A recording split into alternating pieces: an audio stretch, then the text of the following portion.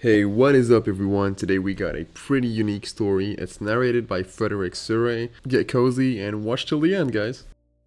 There are places in the galaxy where darkness is not merely the absence of light, but a presence in itself. Where silence stretches across millennia like a held breath, and the very stones remember ages when stars were young. Deep beneath the surface of dead worlds, wrapped in layers of living metal and ancient technology, the Necrons sleep their endless sleep. And sometimes, rarely, impossibly, someone wakes them. Imagine, if you will, a tomb complex that has lain dormant for 60 million years. The chambers stretch for hundreds of kilometers beneath a world long since scoured of life, their black stone walls etched with circuitry older than human civilization itself. In the upper levels, dust has settled in patterns that speak of ages without disturbance, and the air, if you could call it that, hangs still and cold, preserved by technologies that treat time itself as just another variable to be controlled. But something has changed. Deep in the bowels of this necropolis, where the most important systems maintain their vigilant watch, sensors begin to register something they have not detected in epochs. Life, not the simple, mindless life of bacteria or the slow growth of fungal colonies in forgotten corners. No, this is sophisticated life, organized, purposeful. And it carries with it something that the tomb's ancient protocols recognize as a threat. This is the story of what happens when a Grey Knight, humanity's most elite daemon hunter, finds himself within a Necron tomb world. It is a tale of two impossibilities meeting in the dark, of ancient logic encountering modern faith, of living metal and sanctified ceramite facing one another in corridors that predate the rise and fall of countless civilizations. It is a story that asks what happens when the Imperium's ultimate weapon against chaos encounters a force that remembers when chaos was young. The Grey Knight in question does not know he has entered a tomb world. Not yet. To him, this is simply another mission in an endless war, another darkened complex that might hide the taint of chaos he has sworn to eradicate. His armor, that distinctive unpainted silver, grey ceramite, bears the weight of countless wards and protective runes, each one a prayer against corruption rendered in precise high Gothic script. His nemesis force weapon hums with barely contained psychic energy, resonating with his own considerable powers as a sanctioned psyker of the Adeptus Astartes. He moves with the confident grace of one who has trained for decades, his enhanced senses sweeping the corridors for any sign of his quarry. Perhaps he is tracking a daemon that fled into these ruins. Perhaps he seeks a corrupted artifact that Imperial intelligence suggests lies hidden in this forgotten place. Perhaps he is simply conducting reconnaissance, mapping the underbelly of a world that will soon feel the full weight of Imperial conquest. The reason matters less than the reality that now unfolds around him. The tomb, for its part, has begun to wake. Not fully, not yet, but enough. In chambers deep below where the Grey Knight treads, systems that have lain dormant since before humanity learned to make fire begin to cycle through ancient start-up sequences. Power conduits that have carried nothing but the faintest trickle of maintenance current suddenly surge with energy drawn from sources that human science would struggle to classify. And everywhere, throughout the vast network of the tomb complex, sensors begin their sweep, analyzing, cataloging, and reporting on the intruder who has dared to disturb this place of rest. What makes this encounter so fascinating is not merely the confrontation itself, but what it represents. Here are two forces that, in many ways, could not be more different. The Grey Knights, created in the closing days of the Horus Heresy by the Emperor himself and Malcador the Sigillite, represent humanity's answer to the threat of chaos. Every single member of their chapter is a psyker, trained from childhood to wield the power of the warp as a weapon against the very entities that spawn from it. They are faith made manifest, devotion rendered in ceramite and blessed silver, the living embodiment of humanity's refusal to surrender to the darkness. The Necrons, by contrast, are something else entirely. They are the oldest empire in the galaxy, a civilization that reached its apex when humanity's ancestors were still learning to walk upright. They are masters of material technology, wielders of sciences so advanced that their simplest tools appear as magic to lesser races. And most importantly, they are utterly anathema to the warp. Their living metal bodies contain no souls, generate no presence in the immaterium, and are as invisible to psychic sight as a void is invisible to light. They are, in many ways, the perfect counter to everything the Grey Knights represent. And now, in the darkness of this ancient tomb, these two forces are about to become aware of one another. The Grey Knight, his psychic senses finely attuned to the rhythms of the warp, has begun to notice something strange. The absence he feels is not natural. It is too complete, too perfect, too much like a hole cut in reality itself. His training, extensive and brutally thorough, has taught him to recognize such things. This is not the simple emptiness of an abandoned place. This is something that actively rejects the warp, something that exists in deliberate opposition to the fundamental forces he has spent his life mastering. Meanwhile, the tome systems have completed their initial analysis. The intruder has been classified, his capabilities assessed, his threat level calculated. What the tomb's ancient artificial intelligence makes of him is difficult to say with certainty, but one thing is clear. This is not an ordinary invader. This is a warrior of considerable skill and power, and more importantly, he carries with him energies that the tomb's sensors recognize as similar to those used by the entities the Necrons fought 60 million years ago. The warp signatures are unmistakable, even if the specifics are different from what the tomb's memory banks contain. And so, deep beneath a dead world's surface, two ancient legacies prepare to meet. The Grey Knight advances through corridors that have known no footsteps for longer than human memory can encompass, his weapons ready, his psychic powers gathering around him like a cloak of invisible fire. Behind him and before him, through walls of living metal and floors of blackstone, the tomb begins to rouse its defenders. Scarabs stir in their maintenance alcoves, their chittering wings beginning to hum with activity. Wraiths phase through solid matter as they move to intercept, their serpentine forms gliding through the darkness with predatory grace. And deeper still, in chambers sealed against all intrusion, the first of the true Necrons begin to wake from their 60 million-year slumber. The stage is set. The players are in position. What follows will be a confrontation that neither side could have anticipated, a meeting of old and new, of faith and logic, of the Imperium's brightest light and the galaxy's oldest darkness. It is a story worth telling in full, with all its implications and complexities, all its possibilities and paradoxes. So let us begin at the beginning, with the tombs themselves, and work our way forward to the moment when ancient eyes of living metal first fall upon silver armor in the dark. The nature of Necron tomb worlds. To understand what happens when a Grey Knight enters a Necron tomb, we must first understand what such a tomb truly is. These are not simple burial sites or abandoned ruins, though that is how many in the Imperium initially classified them before learning the terrible truth. A Necron tomb world is a marvel of technology, so advanced that even calling it technology seems insufficient. It is a self-contained ecosystem of machinery, a vast network of systems designed to preserve, protect, and eventually revive an entire civilization that chose to sleep rather than face extinction. The tomb worlds were never meant to be permanent graves. They were always intended as waypoints, places where the Necrons could rest while the galaxy changed around them.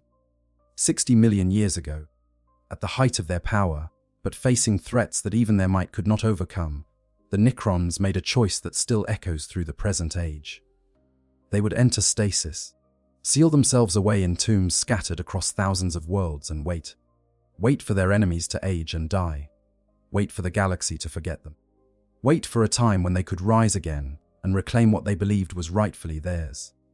The architecture of these tombs reflects both incredible sophistication and chilling purpose. The outer layers closest to the surface are typically constructed of materials designed to blend with the planet's geology, making the tomb nearly impossible to detect from orbit or even from surface surveys. Below these camouflage layers lie the first defensive systems, a maze of passages designed to confuse and delay any intruders who might stumble upon the tomb's entrance. These passages are not static, they can reconfigure themselves, their walls of living metal flowing and reforming to create new layouts, closing off some routes while opening others, all directed by the tomb's central intelligence. Deeper still are the maintenance levels, vast chambers filled with the tomb support systems. Here, Canoptech constructs patrol endlessly, their artificial minds focused on the singular task of keeping the tomb functional through the ages. Scarabs, those small beetle-like machines, swarm through these areas in numbers that can darken corridors. They are the tomb's repair crews, capable of breaking down damaged components at the molecular level and reassembling them into functional parts. Their ability to consume nearly any material, organic or otherwise, makes them terrifying weapons when directed against intruders, but their primary purpose has always been maintenance. Canoptech spiders, larger and more sophisticated than the scarabs, oversee the work of their smaller cousins. These spider-like constructs serve as mobile factories and command nodes, producing new scarabs as needed and directing their activities according to the tomb's needs. They are equipped with an array of sensors that can detect problems ranging from structural weaknesses to the presence of unwanted life forms, and they possess the intelligence to respond appropriately to whatever situations they encounter. Then there are the canoptek wraiths, perhaps the most disturbing of the tomb's guardians. These serpentine constructs serve as the tomb's eyes and ears, phasing through solid matter as they patrol for intruders. Their dimensional destabilization matrix allows them to exist partially out of phase with normal space-time, making them incredibly difficult to detect or combat. When they find an intruder, they can phase their claws directly into their target's body, severing vital organs and neural pathways without leaving external wounds. To encounter a canoptek wraith is to face something that can kill you from inside your own body, and against such opponents, traditional armor provides little protection. But perhaps the most fascinating aspect of a Necron tomb is its central intelligence, often called the tomb mind. This is not a true artificial intelligence in the sense that humans understand the term, but rather a vast algorithmic decision matrix capable of processing information and making tactical decisions at speeds that would make a cogitator weep with envy. The tomb mind oversees every aspect of the tomb's function, from the most basic maintenance routines to the complex decisions about when and how to wake the tomb's actual inhabitants. The tomb mind operates according to protocols established millions of years ago, but it is not inflexible. It can assess threats, calculate responses, and adapt its strategies based on changing circumstances. When it detects an intruder, it does not simply wake all the Necrons at once. Such a response would be wasteful and potentially dangerous, as the awakening process requires enormous amounts of energy and can be disruptive to systems that have been dormant for ages. Instead, the tomb mind follows a graduated response protocol. The first level of response is always the canoptek constructs. These mindless automatons, or nearly mindless in the case of the more sophisticated units, are awakened and directed to intercept the threat. They are expendable, easily replaced, and require minimal power to activate. If they prove sufficient to eliminate or drive off the intruder, the tomb can return to its slumber without wasting resources on a full awakening. If the canoptek constructs fail, or if the threat is assessed as requiring a more sophisticated response, the tomb mind begins to wake the lower ranks of actual Necrons. These are the warriors, the most common form of Necron soldier. Once, long ago, these were living beings, but the process of biotransference that transformed the Necronter into the Necrons was less kind to the lower castes. The warriors retain only the barest flicker of consciousness, enough to follow orders and operate weapons, but little more. They are closer to sophisticated automatons than to true individuals, but they are still Necrons, crafted from living metal and equipped with weapons that can reduce flesh and bone to their component atoms. Above the warriors in the hierarchy come the immortals, who retain slightly more of their original consciousness and are equipped with better weaponry and armor. These soldiers form the backbone of any Necron military force, capable of complex tactics and sustained combat operations. When immortals are awakened, it signals that the tomb mind has assessed the threat as serious enough to warrant deploying actual military assets, rather than mere maintenance constructs. Further up the chain are the various specialist units and constructs. Lifeguard, the elite bodyguards of Necron nobility, may be roused to defend critical areas. Deathmarks, assassins capable of targeting enemies across dimensional boundaries, might be deployed against particularly dangerous foes. And in cases of extreme threat, the tomb might even activate its heavy war machinies doomsday arcs with their reality-bending weapons. Monoliths that serve as mobile fortresses and teleportation hubs, or ghost arcs that can rapidly deploy and repair Necron forces in the field. But all of this, all these layers of defense and sophistication, serve to protect what lies at the heart of every tomb world.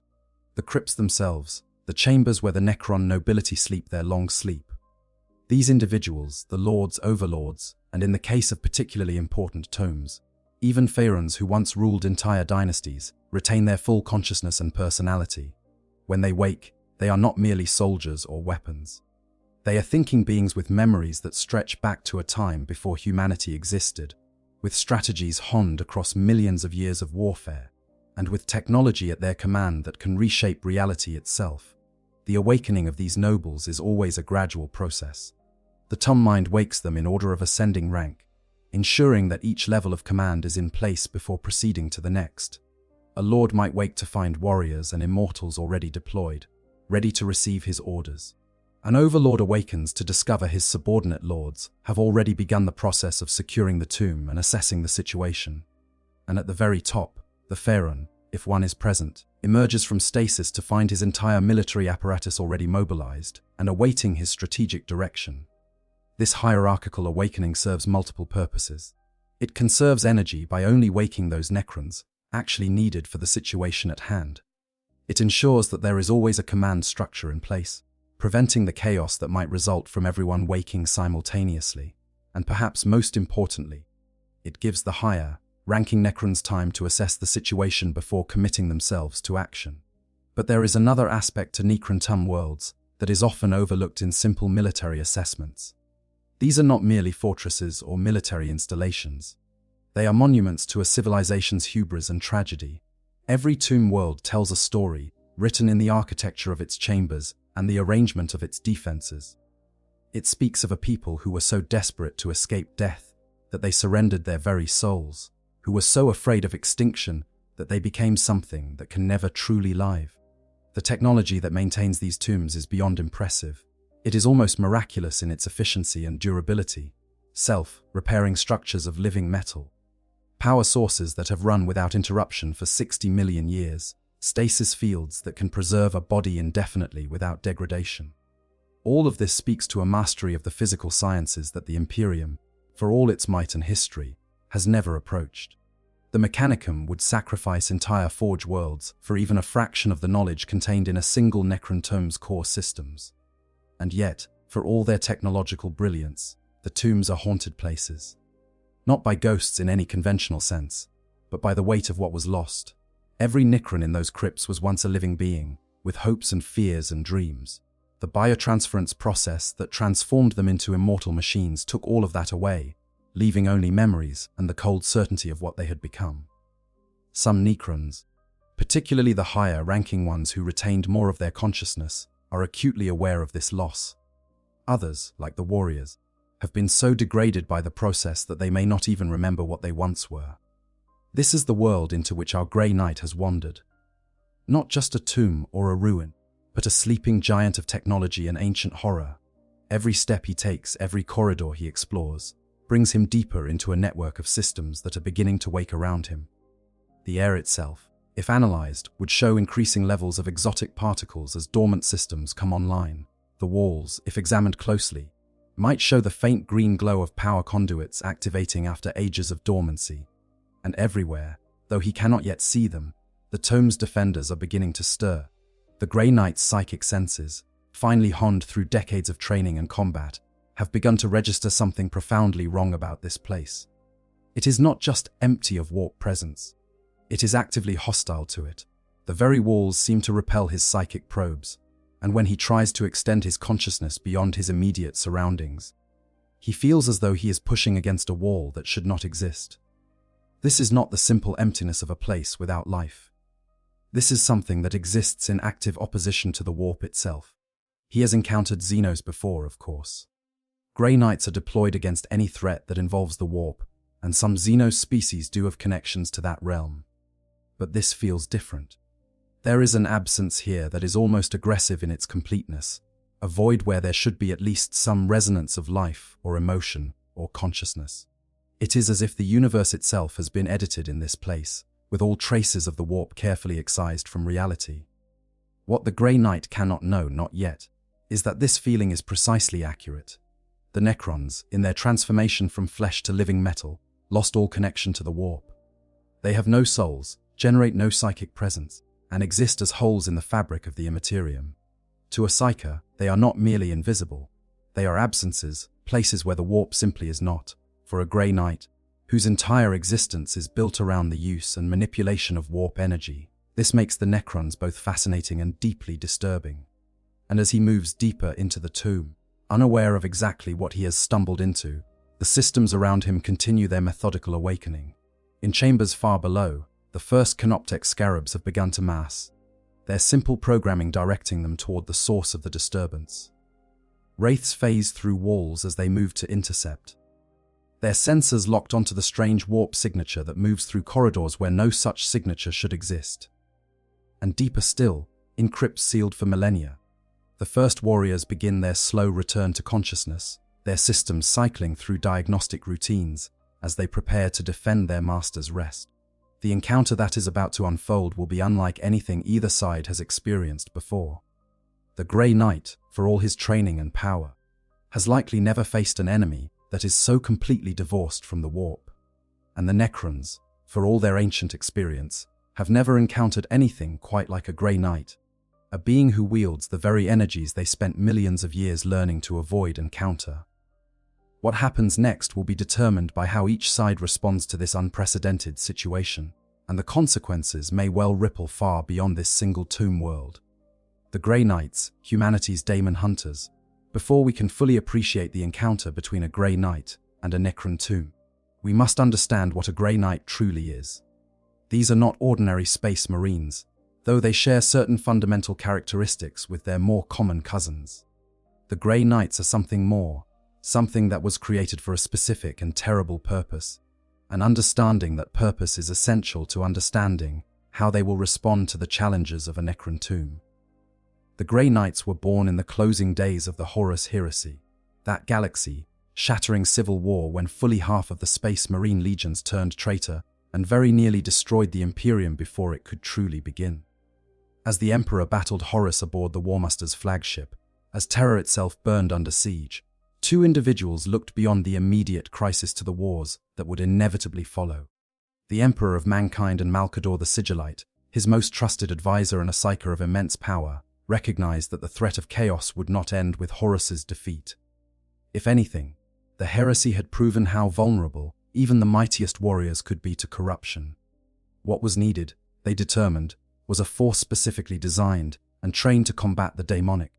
Warriors who would be incorruptible not merely through faith or discipline, but through their very nature. And so, even as the Siege of Terra reached its climax, Malkador began the process that would create the Grey Knights. The selection process for what would become the Grey Knights was brutally exclusive. Malkador scoured the battlefields of the heresy, seeking space marines and human servants who had proven themselves absolutely loyal even in the face of corruption. But loyalty alone was not enough. Every candidate had to be of psyker, someone capable of wielding warp energy with both power and precision. The psychic gene is rare among humans, and the combination of psychic ability, physical capability for space marine enhancement, and absolute incorruptibility made suitable candidates almost impossibly rare. But Malkador found them, 8 space marines and several hundred human candidates, each one tested in ways that would have broken lesser individuals. Some were drawn from legions that had remained loyal. Others may have been created using gene, seed taken directly from the Emperor himself, a theory supported by some of the less classified Grey Knight lore, though the truth of their genetic legacy remains one of the chapter's most closely guarded secrets. These chosen warriors were taken to Titan, Saturn's largest moon, where a fortress monastery of unprecedented sophistication had been prepared for them. And then, in one of the most extraordinary feats of psychic power ever recorded, Malkador performed a working that hid Titan itself within the warp. The moon disappeared from real space, hidden away where the forces of chaos could not reach it, protected by macro, Geller fields and sigils of power that drew on Malkador's full strength as a psyker.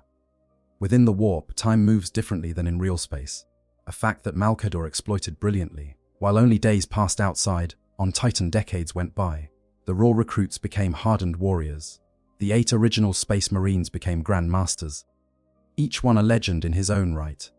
And when Titan finally returned to real space following the Emperor's interment in the Golden Throne, it emerged not with a handful of recruits, but with a full chapter of 1,000 battle brothers, trained to perfection and ready for war. The Grey Knights were secretly added to the rolls of chapters created during the Second Founding, designated as Chapter 666, a number that carries obvious significance. But unlike other chapters, the Grey Knights were embedded within the Inquisition, specifically as the Chamber Militant of the Ordo Malleus, the branch of the Inquisition dedicated to combating demonic threats. This relationship has always been complex, with the Grey Knights maintaining their independence while still responding to inquisitorial requests for aid. What makes the Grey Knights unique among Space Marines is not merely their origin or their affiliation with the Inquisition, but their fundamental nature. Every single Grey Knight is a psyker, not just the librarians, who in other chapters are the only ones who manifest psychic powers. Every battle brother, from the newest recruit to the Supreme Grand Master himself, wields the power of the warp as naturally as other Marines wield their bolters. This universal psychic ability shapes every aspect of how the Grey Knights fight. Their signature weapons, the Nemesis Force weapons, are psychically attuned artifacts that resonate with the wielder's power. A Nemesis Force sword is not merely a blade with a power field generator, though it has that. It is a focus for psychic energy, allowing the wielder to channel their power through the weapon and into their enemy. Against daemons, creatures of pure warp energy, such weapons are devastatingly effective.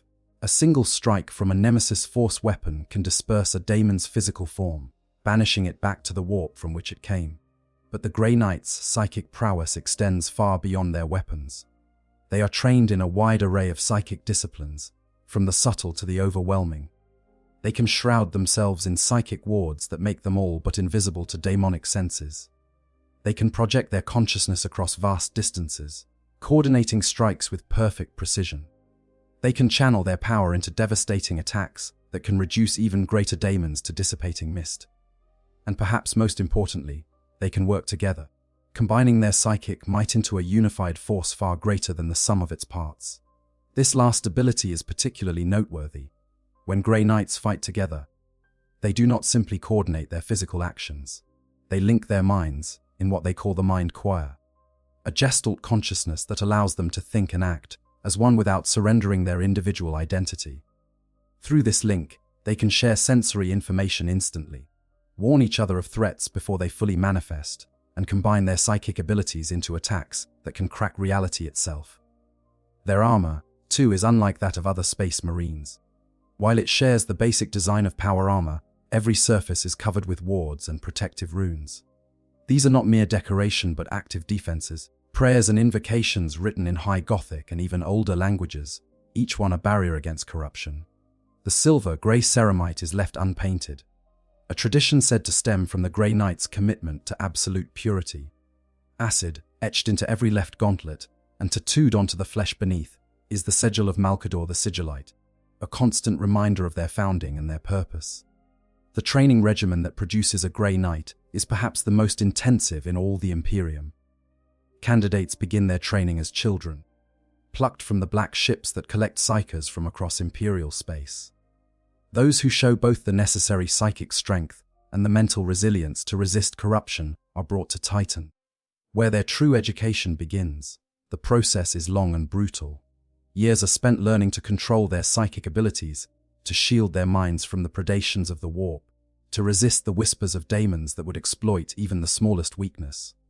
They study the nature of chaos, learning to recognize the signs of corruption and the methods by which daemons manifest.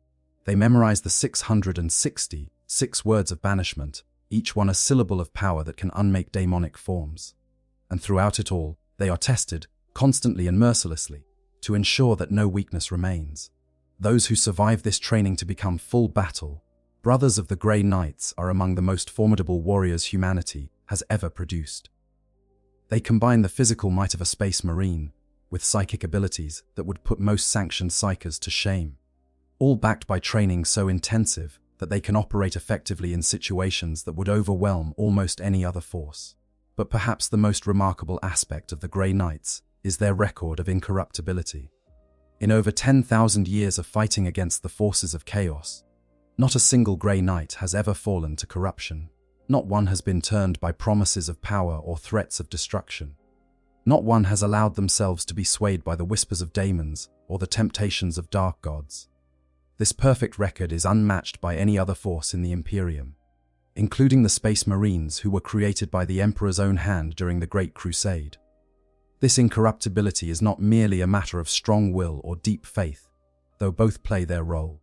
It is woven into the very nature of what a Grey Knight is. The psychic wards they bear, the training they undergo, the gene seed they carry, and even their knowledge of chaos itself, all combine to create a warrior who simply cannot be corrupted. They are humanity's ultimate weapon against the darkness, the bright silver blade that cuts through shadow without being tainted by it. The Grey Knights operate in absolute secrecy. Most of the Imperium has never heard of them, and those who have often know them only as myths or legends. Even other Space Marine chapters may be unaware of their existence, and those who do encounter them often have their memories of the event psychically scrubbed afterward. This secrecy is maintained not out of arrogance but out of necessity. The very knowledge of what the Grey Knights fight against, the true nature of chaos and daemons, is itself corrupting. Better that the vast majority of humanity remain ignorant of the threats that the Grey Knights face on their behalf. When the Grey Knights deploy, they do so with precision and overwhelming force. They are not a large chapter, numbering only around 1,000 battle brothers at any given time, and they cannot be everywhere at once. But when they arrive, they bring with them everything necessary to end a demonic threat permanently. Their ships, their weapons, their tactical doctrines, all are optimized for one purpose: the complete eradication of chaos wherever it is found. One of their most distinctive tactical abilities is their mastery of teleportation. Using specialized equipment and their own psychic abilities, Grey Knights can teleport directly into the heart of battle, appearing from swirling warp gates to strike at the enemy before they can react. This deep strike capability allows them to deploy with incredible speed and precision, bypassing conventional defenses to strike directly at the heart of enemy forces. And after the battle, they can extract themselves just as quickly, phasing out of real space and back to their ships or monastery. The Grey Knight we are following into the Necron tome embodies all of these qualities. His armor bears the scars of countless battles, each one a story of daemons banished and corruption purged. His nemesis force weapon has drunk deep of daemonic essence, its psychic circuitry finely attuned to his particular psychic signature. He has walked battlefields that would drive unaugmented humans mad with terror, has faced greater daemons in single combat and emerged victorious, has spoken words of banishment that can unmake reality itself. He is also, notably, completely unprepared for what he is about to encounter. All of his training, all of his experience, all of his considerable psychic might has been focused on fighting enemies that exist within and draw power from the warp. The Necrons are something else entirely. They are the anti-warp, the nulled zone, the void where psychic energy goes to die. Against them, many of his greatest advantages become irrelevant or even liabilities. But he does not know this yet. As he moves through the darkened corridors of what he believes to be an ancient ruin, he is still operating according to the tactical doctrines and assumptions that have served him well in countless campaigns against chaos. He is searching for warp signatures, for the telltale psychic resonance of demonic presence or corrupted artifacts. What he has not yet realized is that the absence he feels, that void in the warp that grows stronger with every step he takes deeper into the tomb, is not the absence of his target, but the presence of something far older and in many ways far more dangerous. The confrontation that approaches will challenge everything he knows about warfare and reality. It will test his abilities in ways that fighting daemons never has. Because while daemons are powerful and dangerous, they are also comprehensible to him on a fundamental level. They are warp entities, and he is a master of warp energies. But the Necrons are something his training never really prepared him for. They are a puzzle written in a language his psychic senses cannot read, a threat that cannot be addressed through the methods that have served him so well against the forces of chaos. How he responds to this challenge, how he adapts his tactics and abilities to face an enemy so fundamentally different from what he was created to fight, will determine whether he leaves this tomb alive. And how the Necrons, in turn, respond to the presence of a powerful warp wielder in their sanctuary will reveal much about their own nature and priorities. We stand now at the threshold of that encounter, with both sides moving inexorably toward a meeting that neither fully understands but both will remember. How a great knight might enter a tomb, the question of how a great knight might find himself inside an active Necron tomb, is one that requires us to understand not just the circumstances of any individual mission, but the broader context of how these two factions might intersect in the first place. The galaxy is vast, containing billions of stars and countless worlds, and the chances of a Grey Knight randomly stumbling into a Necron tomb might seem astronomically small. Yet the universe of Warhammer 40,000 is not governed by simple probability. It is a place where fate, chance, and the machinations of powers both mortal and divine can conspire to bring about the most unlikely encounters. Let us consider first the most straightforward scenario. The Grey Knights, despite their focus on daemonic threats, do occasionally operate against other enemies when those enemies become entangled with chaos. A world infested with Necrons might draw Grey Knight attention if intelligence suggests that the Necrons have acquired or are seeking chaos artifacts. This is not as far-fetched as it might initially seem. The Necrons, in their quest to find ways to reverse biotransference and reclaim their souls, have been known to study almost anything that might offer insight into the nature of consciousness and life. Chaos artifacts, particularly those with soul-manipulating properties, might be of interest to certain Necron factions. Alternatively, a Grey Knight might be pursuing a daemonic entity that has fled to a world containing a Necron tomb. Daemons are not bound by the same physical limitations as material beings, and they can move through reality in ways that make pursuit difficult.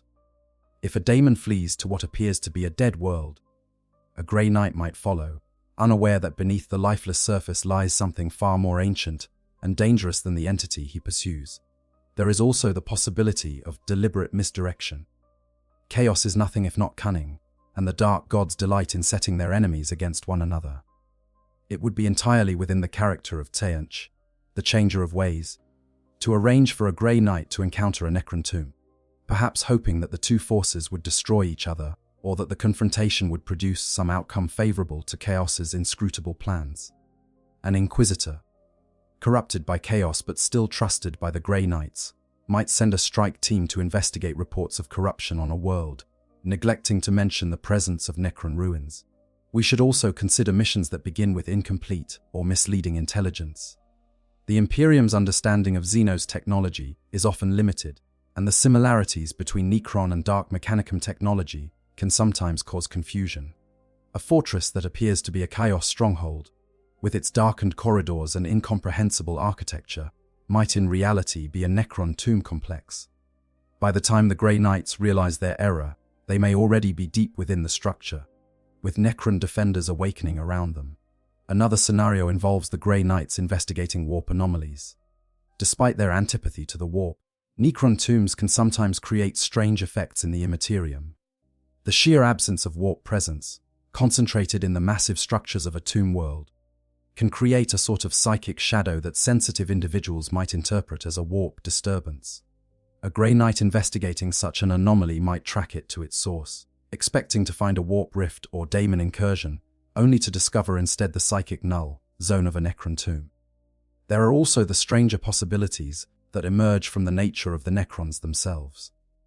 Some Necron lords have been known to deliberately attract attention to their tomes, either out of pride in their domain or as part of elaborate strategic gambits. A lord seeking to test the capabilities of Imperial forces might allow or even encourage an incursion, viewing it as an opportunity to assess the current state of the galaxy's younger races.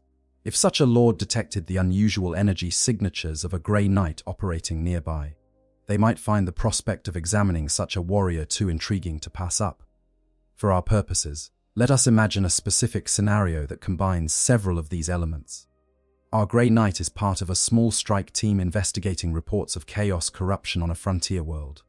Intelligence, passed along by an Inquisitor of the Ordo Malleus, suggests that a group of heretics has discovered an ancient artifact with reality, warping properties, and is attempting to use it to summon a daemon prince. The world in question is officially listed as uninhabited, though surveys indicate it once supported a thriving human colony that disappeared without explanation several centuries ago. The Grey Knights arrive via teleportation, materializing in the ruins of what was once the colony's main settlement. The structures are ancient by Imperial standards, weathered by time and whatever catastrophe befell the colonists, but there is something wrong about the ruins. The Grey Knight's psychic senses, which should be able to pick up residual emotional traces, even from events centuries old, find nothing.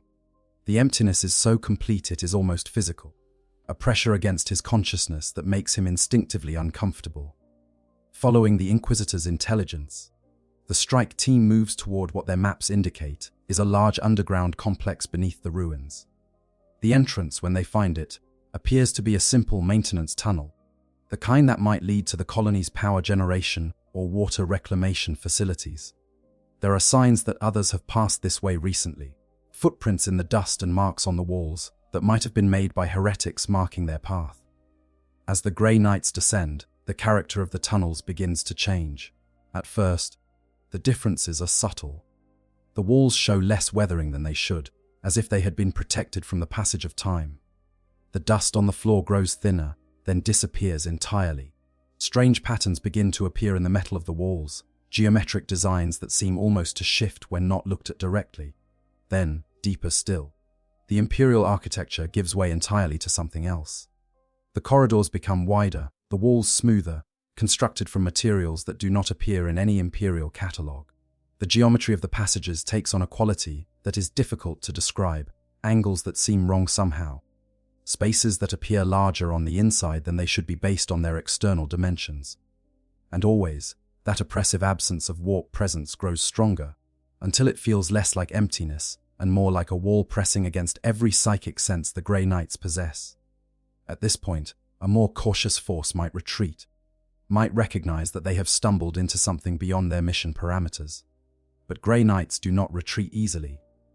They are among the Imperium's most elite warriors, trained to face horrors that would break lesser men, and they have orders to investigate the reported chaos presence. The fact that the warp feels strange here might simply indicate that they are close to their target, that whatever ritual the heretics are performing is having unusual effects on local reality. So they press forward, into passages that grow increasingly alien, following tracks that might be recent or might be centuries old. Impossible to tell in this place where time itself seems uncertain. The Grey Knight leading the team, our protagonist for this tale, begins to notice other oddities. His armor systems are behaving strangely, reporting energy readings that fluctuate without apparent cause. His nemesis force weapon, usually a comforting presence through its psychic resonance, feels muted, as if its connection to the warp is being dampened by something in the environment. And then, as the team rounds a corner into a vast chamber, they realize their error. This is no chaos stronghold. The architecture is too precise, too ordered, too ancient. The walls are covered in hieroglyphs that predate human civilization, symbols that hurt the eyes to look at for too long. In alcoves around the chamber's perimeter stand figures, human-sized but clearly not human, their bodies composed of some strange metal that catches what little light there is and seems to hold it, giving the figures an eerie inner glow. For a moment there is stillness. The Grey Knights stand frozen, their combat training warring with the realization that they have walked into a situation none of their briefings prepared them for. And in that moment of hesitation, the chamber comes alive. The figures in the alcoves, which might have been mistaken for statues, begin to move. Green light flares in eye sockets that had been dark. Mechanical joints that have not moved in millennia grind into motion. And from deeper in the chamber, from passages the Grey Knights had not even noticed, comes the chittering sound of countless small bodies moving across metal, a sound that raises instinctive fears in any creature that has ever been prey. The tomb has awakened, and it is not pleased to find intruders in its halls. What happens next will depend on dozens of factors: how quickly the Grey Knights react, how aggressively the tomb's defenders respond, whether communication is even possible between two factions so fundamentally different. But one thing is certain: the Grey Knight who led his team into this chamber will never forget this moment, the instant when he realized that the galaxy still holds threats his training never prepared him to face. Initial detection. The Tom awakens in the depths of the Necron tomb. In chambers sealed away from the surface world's thin atmosphere and faint starlight, something that has slept for 60 million years begins to stir. The Tom mind, that vast algorithmic consciousness that serves as the tomb's overseer and guardian, has detected an anomaly. Multiple anomalies, actually, but it is the nature of these anomalies that triggers protocols dormant since before the rise of humanity. The tomb's sensor arrays are vast and sophisticated beyond the comprehension of most races. They operate on principles that blur the line between what humans would call technology and what they would call magic, monitoring everything from conventional electromagnetic spectra to more exotic phenomena like gravitational fluctuations and probability fields. These sensors sweep constantly through the tomb and the surrounding volumes of space, alert for any sign of intrusion or malfunction. The first detection came hours ago, when something entered the tomb from above. The sensors classified it as organic life, sophisticated in structure, carrying tools and weapons of a recognizable type. Scavengers, perhaps, or explorers seeking to plunder the tomb's treasures. The Tum Mind noted their presence but did not immediately react. The Tum has seen many such intrusions over the millennia. Most retreat when they realize the scale of what they have entered. Those that do not are easily dealt with by the first tier of automated defenses. But as the intruders descended deeper into the tomb complex, the sensors began registering something unusual. These were not ordinary organics. They bore technologies more sophisticated than typical scavengers, their armor generating energy signatures that suggested advanced manufacturing capabilities. More concerning, they were moving with purpose rather than the random wandering of lost explorers. They knew where they were going, even if they did not know what they would find there. And then, as they crossed into the tomb's inner chambers, the sensors detected something that triggered an immediate escalation in the Tum Mind's assessment. Warp energy, not the diffuse background radiation that pervades all of real space, but concentrated, directed, controlled warp energy emanating from the intruders themselves. The signatures were unlike anything in the tomb's extensive databases, but the fundamental nature of the energy was unmistakable. These intruders were psychers, wielders of the Imperium's power. The Tum Mind's response to this detection was immediate and multifaceted. The very existence of active warp manipulation within the tomb's boundaries triggered protocols designed to counter threats from the tomb's ancient enemies. Systems that had required only maintenance, level power suddenly surged to full operational status. Defense grids activated, their targeting solutions calculating firing vectors and threat assessments. And throughout the tomb, the command went out to wake the Guardians. The Canoptech constructs responded first, as they were designed to do. Scarabs, millions of them distributed throughout the tomb's maintenance levels, received new directives. No longer were they to continue their endless patrol and repair routines. Now they were weapons, tasked with swarming toward the source of the warp signatures and neutralizing the threat. They emerged from ventilation ducts and access panels, from storage bays and manufacturing centers, a tide of chittering metal that flowed through the corridors like a living thing. The Canoptech wraiths, more sophisticated and far more dangerous, phased through solid walls as they moved to intercept. Their sensor clusters locked onto the warp signatures, tracking them through dozens of meters of stone and metal. The dimensional destabilization matrices that gave them their phase, shifting abilities hummed with power, preparing to solidify their claws inside organic tissue, to sever nerves and organs without the hindrance of conventional armor. Deeper still, in the war machine bays, larger constructs began their activation sequences. Canoptech tomb stalkers, centipede-like engines of destruction designed to burrow through solid rock and emerge beneath enemy formations, tested their ancient systems. Their exile cannons, weapons that could banish targets to pocket dimensions from which there was no return, began the long process of achieving firing readiness. The Tum Mind did not yet order their deployment, but it ensured they would be ready should the threat prove sufficient to warrant such heavy response. And in the crypts themselves, in chambers sealed by more than just physical barriers, the first of the true Necrons began to wake. The process is not swift, not like the simple activation of a machine. A Necron in stasis is not merely dormant but exists in a state that touches on suspended animation, temporal stasis, and something that might be called dreaming if such a word could apply to beings without souls. The awakening must be gradual, allowing systems to reinitialize, consciousness to reassert itself, the connection between mind and machine body to re-establish. The warriors wake first, as protocol demands. These are the simplest of Necrons. Their minds so eroded by the biotransference process that they are little more than automatons. But they are still Necrons, crafted from living metal and bearing weapons that can unmake matter itself. In their alcoves around the inner chambers, green light begins to glow in empty eye sockets. Joints that have been motionless for ages creak and grind as they test their range of motion. Gauss flayers, those distinctive Necron weapons that strip targets down to their component atoms, cycle through diagnostic routines and report ready status. The Tum Mind monitors all of this, processing reports from thousands of sensors and systems simultaneously, coordinating the response with a precision that no biological mind could match. It knows the intruder's location to within centimeters. It knows their approximate capabilities based on the energy signatures they emit. It knows the most efficient paths to intercept them, and has already calculated dozens of tactical scenarios for how to neutralize the threat. But there is something else the Tum Mind is doing, something more subtle than simply mobilizing defenders. It is learning.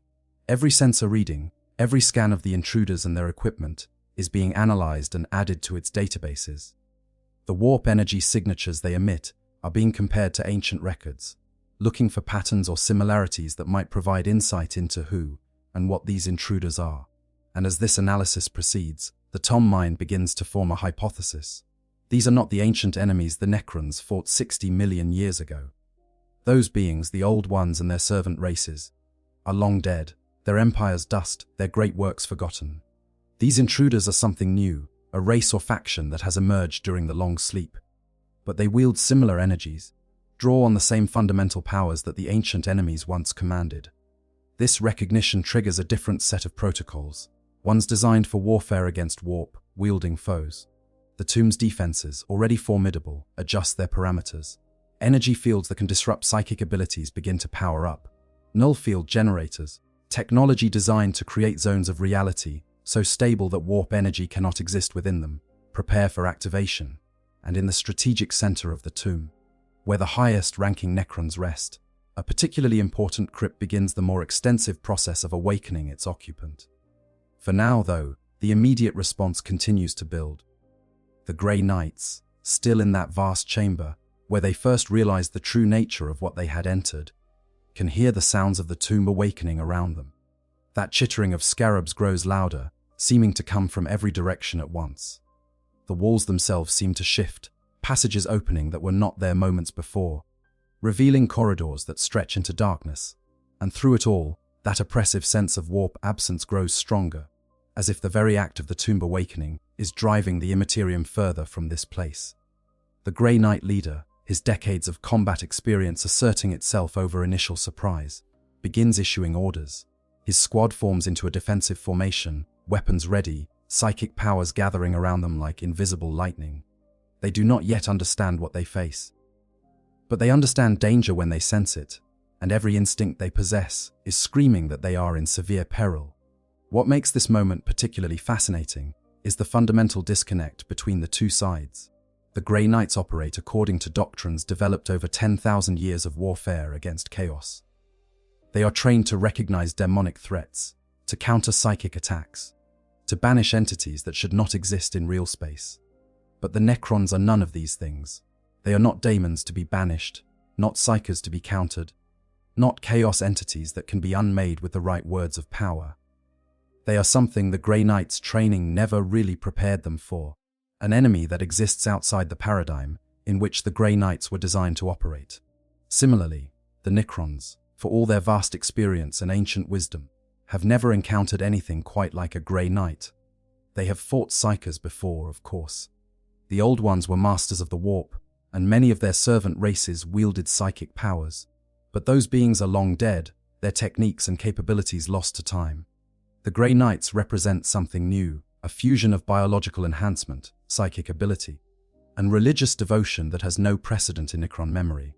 The Tom mind recognizes this novelty and adjusts its approach accordingly. Rather than immediately overwhelming the intruders with force, which it certainly has the capability to do, it opts for a more measured response. Send in the Canoptech constructs first. Observe how the intruders react. Learn what capabilities they possess and how they might be countered.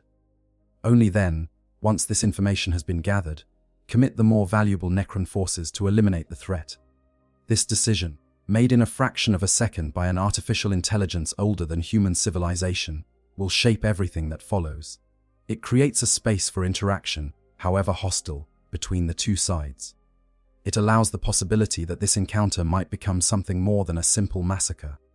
Whether either side will recognize or capitalize on this possibility remains to be seen. In the chamber, the first scarabs have begun to emerge.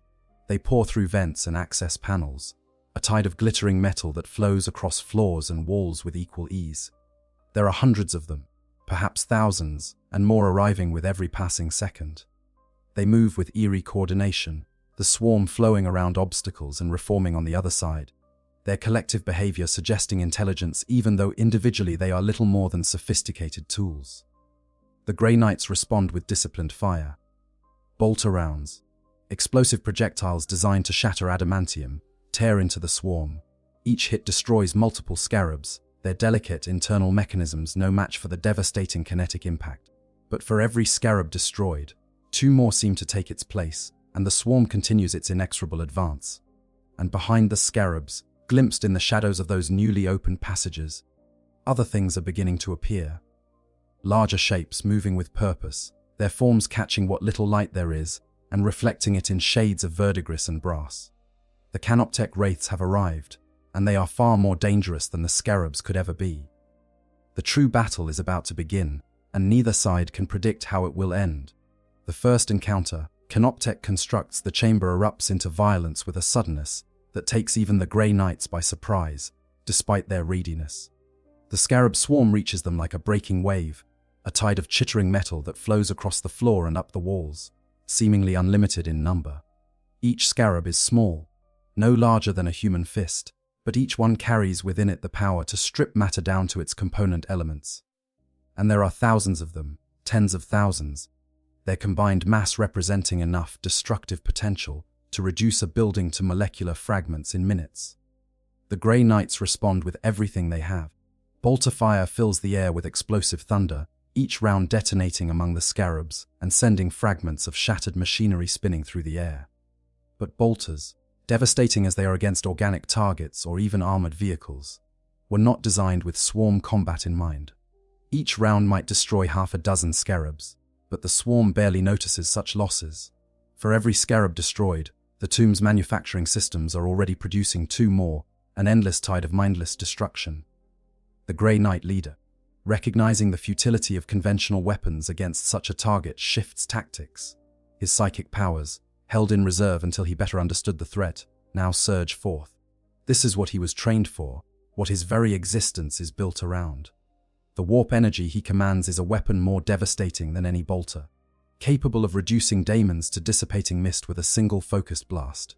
He channels that power now, drawing on the warp and shaping it into a weapon. The air around him shimmers as reality bends to his will, and then, with a word of power spoken in a language that predates humanity, he releases that energy in a cone of psychic force that should incinerate everything in its path. Except it does not. The psychic blast strikes the scarab swarm and simply disperses, the energy scattering like water thrown against a shield. Some scarabs at the very edge of the effect are destroyed, their delicate systems overwhelmed by the cascade of exotic particles the psychic attack creates.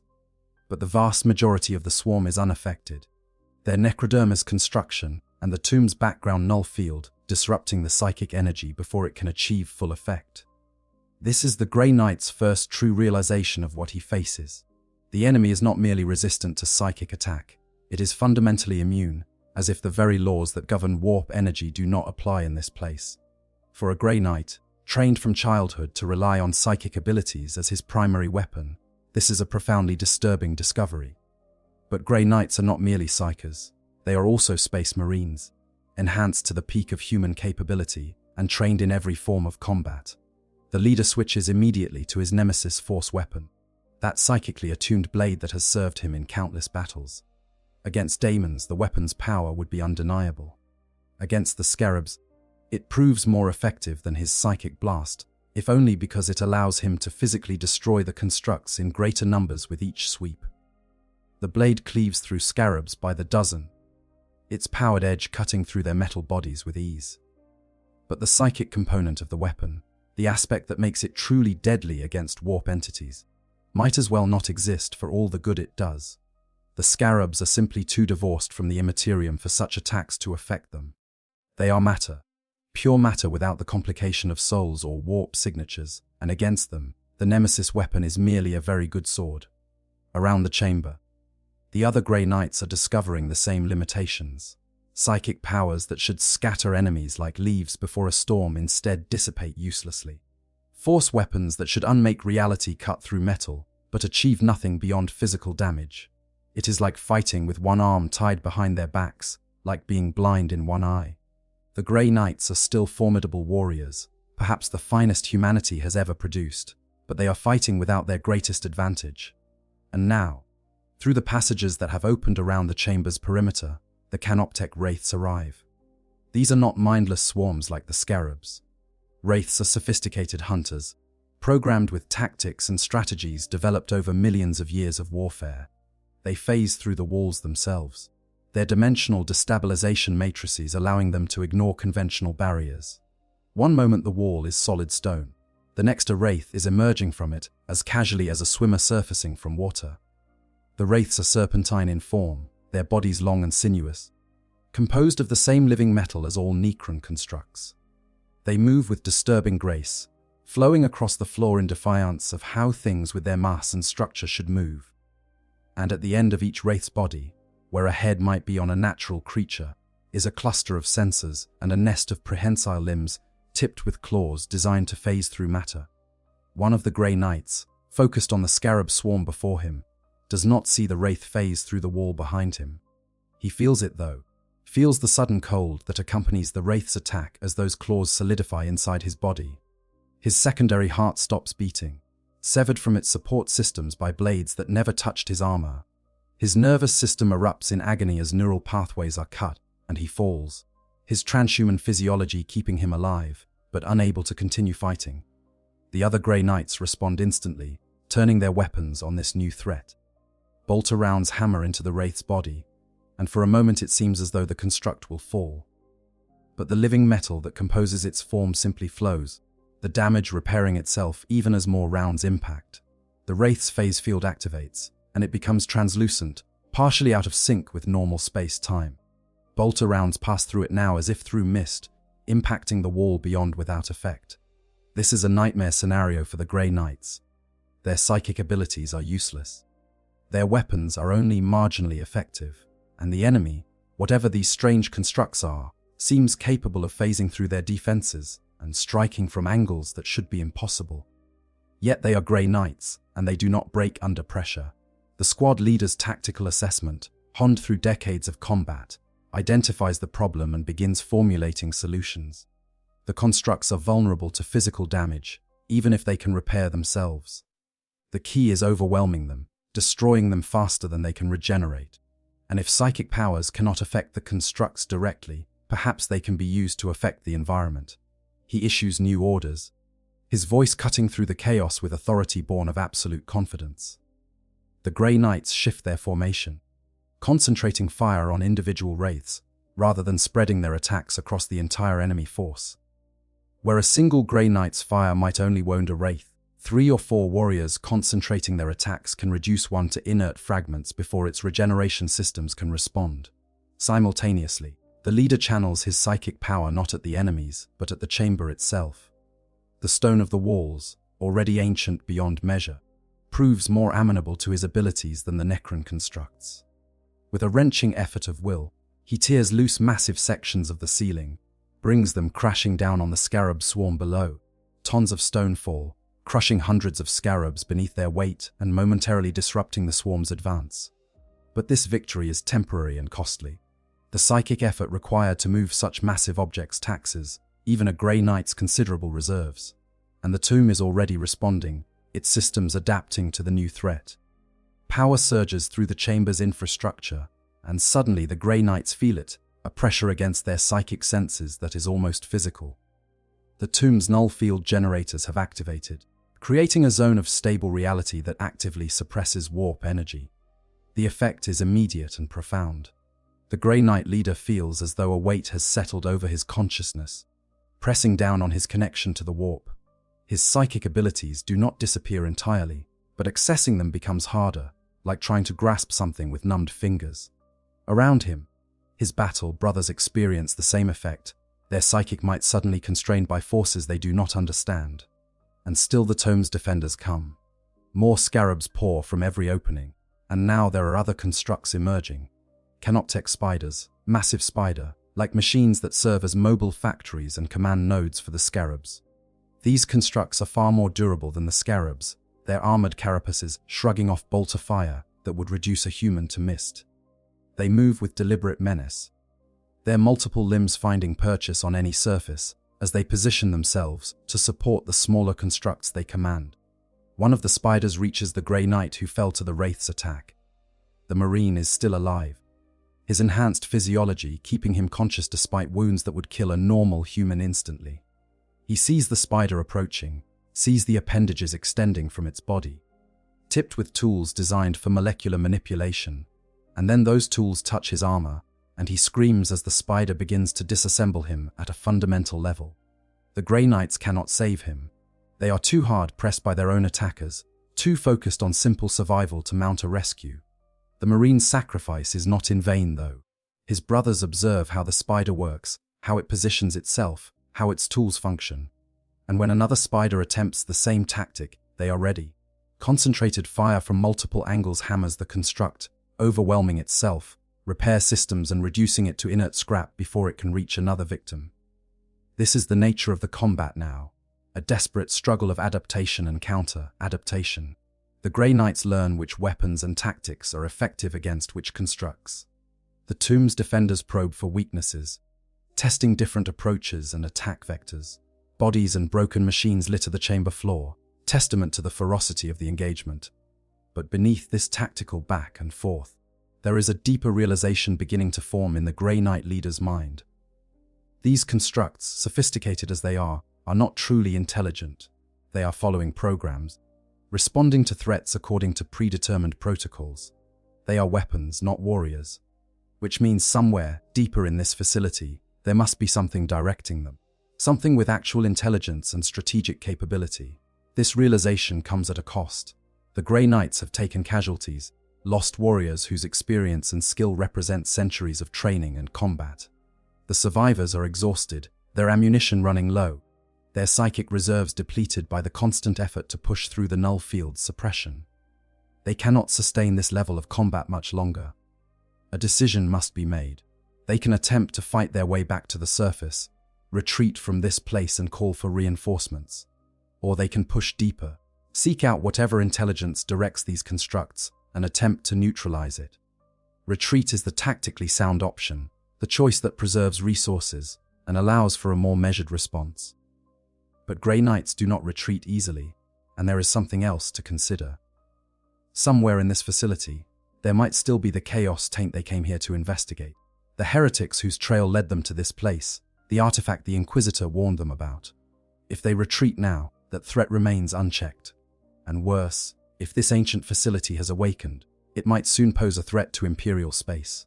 Better to gather intelligence now, while they can, even at great cost. The decision is made.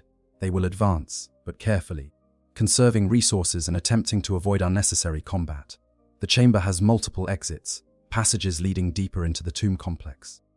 The Grey Knight leader chooses one that seems less defended, where the construct activity is lightest, and leads his surviving squad toward it. As they retreat from the main chamber, fighting a running battle against scarabs and wraiths that pursue, but do not press the attack too aggressively. The Grey Knight leader spares a thought for the mission that brought them here. They came seeking chaos. They found something else entirely, something ancient and powerful, and utterly alien to everything he has been trained to fight. And he cannot shake the feeling that they have awakened something that would have been better left sleeping. Behind them, in the chamber they are leaving, the construct activity begins to subside. The scarabs withdraw, flowing back into the passages from which they emerged. The wraiths phase through walls and disappear, their immediate purpose fulfilled. And throughout the tomb, the Tom mind processes the data gathered from this encounter, updating its threat assessment and preparing the next phase of its response. The intruders have proven more capable than anticipated. Simple constructs will not be sufficient to eliminate them. It is time to wake the warriors, and perhaps, if the intruders continue to prove troublesome, something more. The Grey Knights do not know it yet, but they have passed the first test. Now comes the second, and it will be far more challenging than anything they have faced so far. Escalation. Higher Necrons awaken deep within the tomb complex, far below the chambers where the Grey Knights fight for their lives against canoptech constructs. Something stirs that has not moved in 60 million years. In a crypt sealed by more than physical barriers, surrounded by stasis fields and temporal locks that blur the line between past and present, a Necron lord begins the long process of awakening. The process is not simple. A Necron in stasis exists in a state that defies easy description, caught between existence and non-existence. Their consciousness suspended in a moment that stretches across ages. The Tom mind must carefully reverse this state, bringing systems online in the correct sequence, allowing consciousness to reassert itself gradually rather than all at once. Too fast an awakening can damage even Necron systems. leaving the awakened individual disoriented or, in extreme cases, insane. But the Tom mind has performed this procedure countless times before. It knows exactly how to wake a lord without risking damage. Power flows through long dormant circuits, jump-starting systems that have been offline since before the rise of humanity. The lord's body, that shell of living metal that replaced flesh millions of years ago, begins diagnostic routines. Sensors activate, testing the environment. Motor functions cycle through their range of motion, ensuring all systems are operational. And then, finally, consciousness returns. For the Lord, the experience is disorienting despite the care taken in the awakening process. One moment he was leading his forces in battle against the ancient enemies, the Old Ones and their servant races, fighting a war that had raged for millennia. The next moment, without any sense of time passing, he stands in his crypt, systems reporting ready status. The Tom mind providing updates on the current situation. 60 million years. The number is almost meaningless, so vast as to defy comprehension. Everything he knew, everyone he fought alongside or against, all of it is gone, dust scattered across a galaxy that has changed beyond recognition. But Necrons do not process loss the way living beings do. The emotional component, the grief that should accompany such realization, simply does not exist in his machine mind. There is only the cold acknowledgement of fact, and the immediate consideration of what this means for his strategic situation. The Tom mind's briefing is comprehensive and delivered at a speed no biological mind could process. The Lord absorbs it all in seconds: the detection of intruders, the deployment of canoptic constructs, the surprising effectiveness of the intruders' resistance, the unusual warp signatures they emit. The Tom mind's assessment is clear. These intruders are dangerous, well-equipped and trained, and they carry within them echoes of the ancient enemies, even if they themselves are something new. The Lord considers this information, his artificial mind running through tactical scenarios and strategic implications at superhuman speed. The tomb is not yet fully awakened. Most of its forces remain in stasis, and the pharaoh who rules this dynasty still sleeps in his own crypt, awaiting circumstances that warrant his attention. But the Lord has authority to conduct defensive operations, to protect the tomb and its contents from threats that do not rise to the level requiring the pharaoh's personal involvement. He makes his decision quickly, as befits one who has commanded armies across galactic battlefields. The intruders must be stopped, but not necessarily destroyed. Not yet. First, he must understand them better, learn their capabilities and weaknesses, determine if they pose a genuine threat to the tomb or merely a temporary inconvenience. And most importantly, he must learn how beings in this new age wield the powers of the warp. If these intruders are representative of current warp wielders, then the Necrons will need to update their warp tactics and technologies accordingly. The Lord issues his commands, and throughout the tomb, the next phase of awakening begins. In crypts surrounding his own, other Necrons begin to stir. Not the mindless warriors yet, though they too will soon be needed, but rather the immortals. Elite infantry who retain enough consciousness to operate independently and adapt to changing battlefield conditions.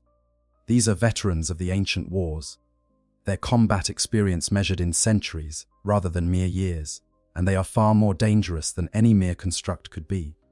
As the immortals wake and begin equipping themselves with weapons drawn from the tomb's armories, the Lord himself moves toward the surface levels. His body, though it appears humanoid, is anything but human. Every fiber is living metal, self-repairing and incredibly durable. His sensors provide information far beyond what organic eyes could perceive, detecting everything from electromagnetic radiation to quantum fluctuations. And the weapons he bears, a staff of light and a resurrection orb hanging from his belt, represent technology so advanced that even the Adeptus Mechanicus would struggle to comprehend its principles. The Lord moves through passages that reconfigure themselves to provide the most efficient path, the tomb systems recognizing his authority and responding accordingly. Behind him, a squad of immortals falls into formation, their movements perfectly synchronized despite having been dormant for ages.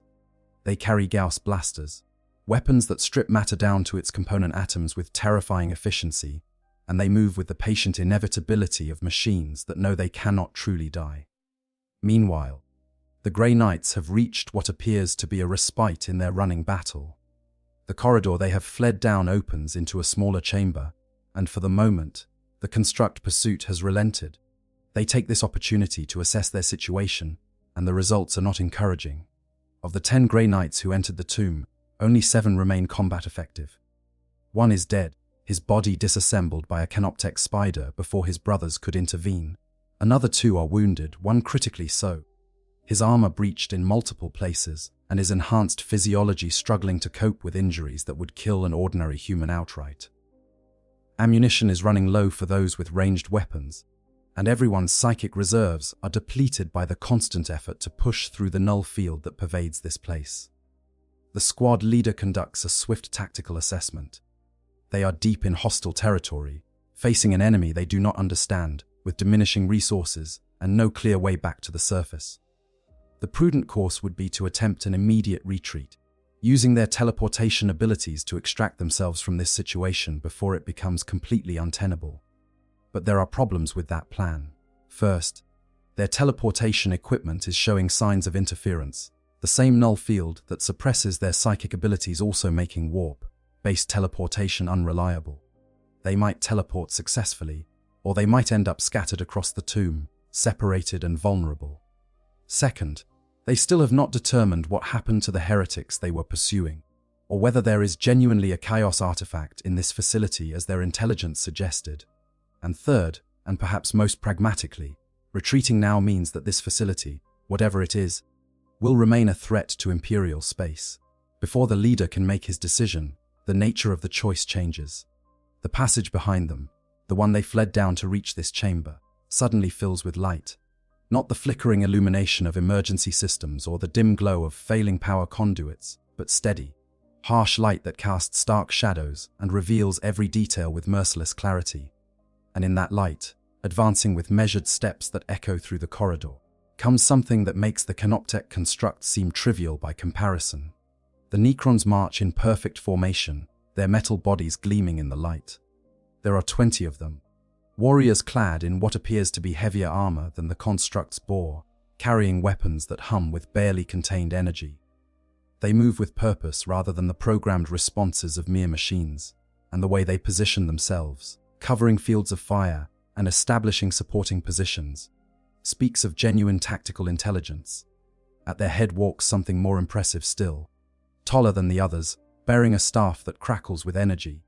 The Necron Lord regards the Grey Knights with eyes that glow with green fire. For a moment, there is stillness as the two forces assess one another. The Grey Knights, battered and depleted, recognize they face something far more dangerous than the constructs. The Lord, seeing these armored warriors for the first time, catalogues their equipment and bearing, updating his threat assessment. Then the Lord speaks. The voice that emerges is not natural, not human. It is synthesized, artificial, generated by vocalizers that transform the Lord's thoughts into sound waves. But there is intelligence behind it, consciousness and will, and the language it uses, while ancient and alien, carries nuances that suggest genuine communication rather than programmed response. You trespass in the tomb world of the Sarek dynasty. The voice says, the Gothic words heavily accented but comprehensible. You carry with you the taint of the warp, the mark of the ancient enemies. Identify yourselves and state your purpose, or be destroyed where you stand. The Grey Knights are stunned. They did not expect communication, did not anticipate that whatever controlled these constructs would be capable of or interested in dialogue. For a moment, none of them respond, paralyzed by the implications of what they are witnessing. Then the squad leader, drawing on reserves of courage and discipline he did not know he possessed, steps forward. He is a Grey Knight, one of humanity's finest, and he will not show weakness before any Xenos, no matter how ancient or powerful. I am brother, Captain Marcus of the Grey Knights, chapter 666 of the Adeptus Astartes, he says, his voice carrying authority despite their desperate situation. We seek heretics who have fled into this place, and we will not leave until they are found and judged. The Lord processes this, his artificial mind comparing the response to ancient records and current observations. Grey Knights, chapter 666, Adeptus Astartes. The terms mean nothing to him, products of a civilization that did not exist when he last walked under the stars. But the defiant tone, the refusal to show weakness, the clear identification of purpose, these are things he recognizes. These are soldiers, warriors who fight according to codes and honor, not mere raiders or scavengers. There are no others in this tomb save yourselves. The Lord responds after a moment. If you seek those who fled here before you, They have either perished in the outer defenses or fled back to the surface. You stand now in the Hall of Eternal Rest, sacred to the Sarek dynasty, and your continued presence is an offense that cannot be tolerated. The standoff continues, both sides assessing the other, calculating odds and options. The Grey Knights know they cannot win a straight fight, not against these numbers and not in their current condition. But retreat is not possible without using teleportation, which might fail, and the passage behind them is now blocked by the Necrons anyway. The Lord, for his part, could simply order his immortals to open fire, to reduce these intruders to their component atoms with the cold efficiency Necron weapons provide. But something stays his hand, some calculation or curiosity about these beings who wield warp energy with such skill yet do not seem to be the ancient enemies he remembers.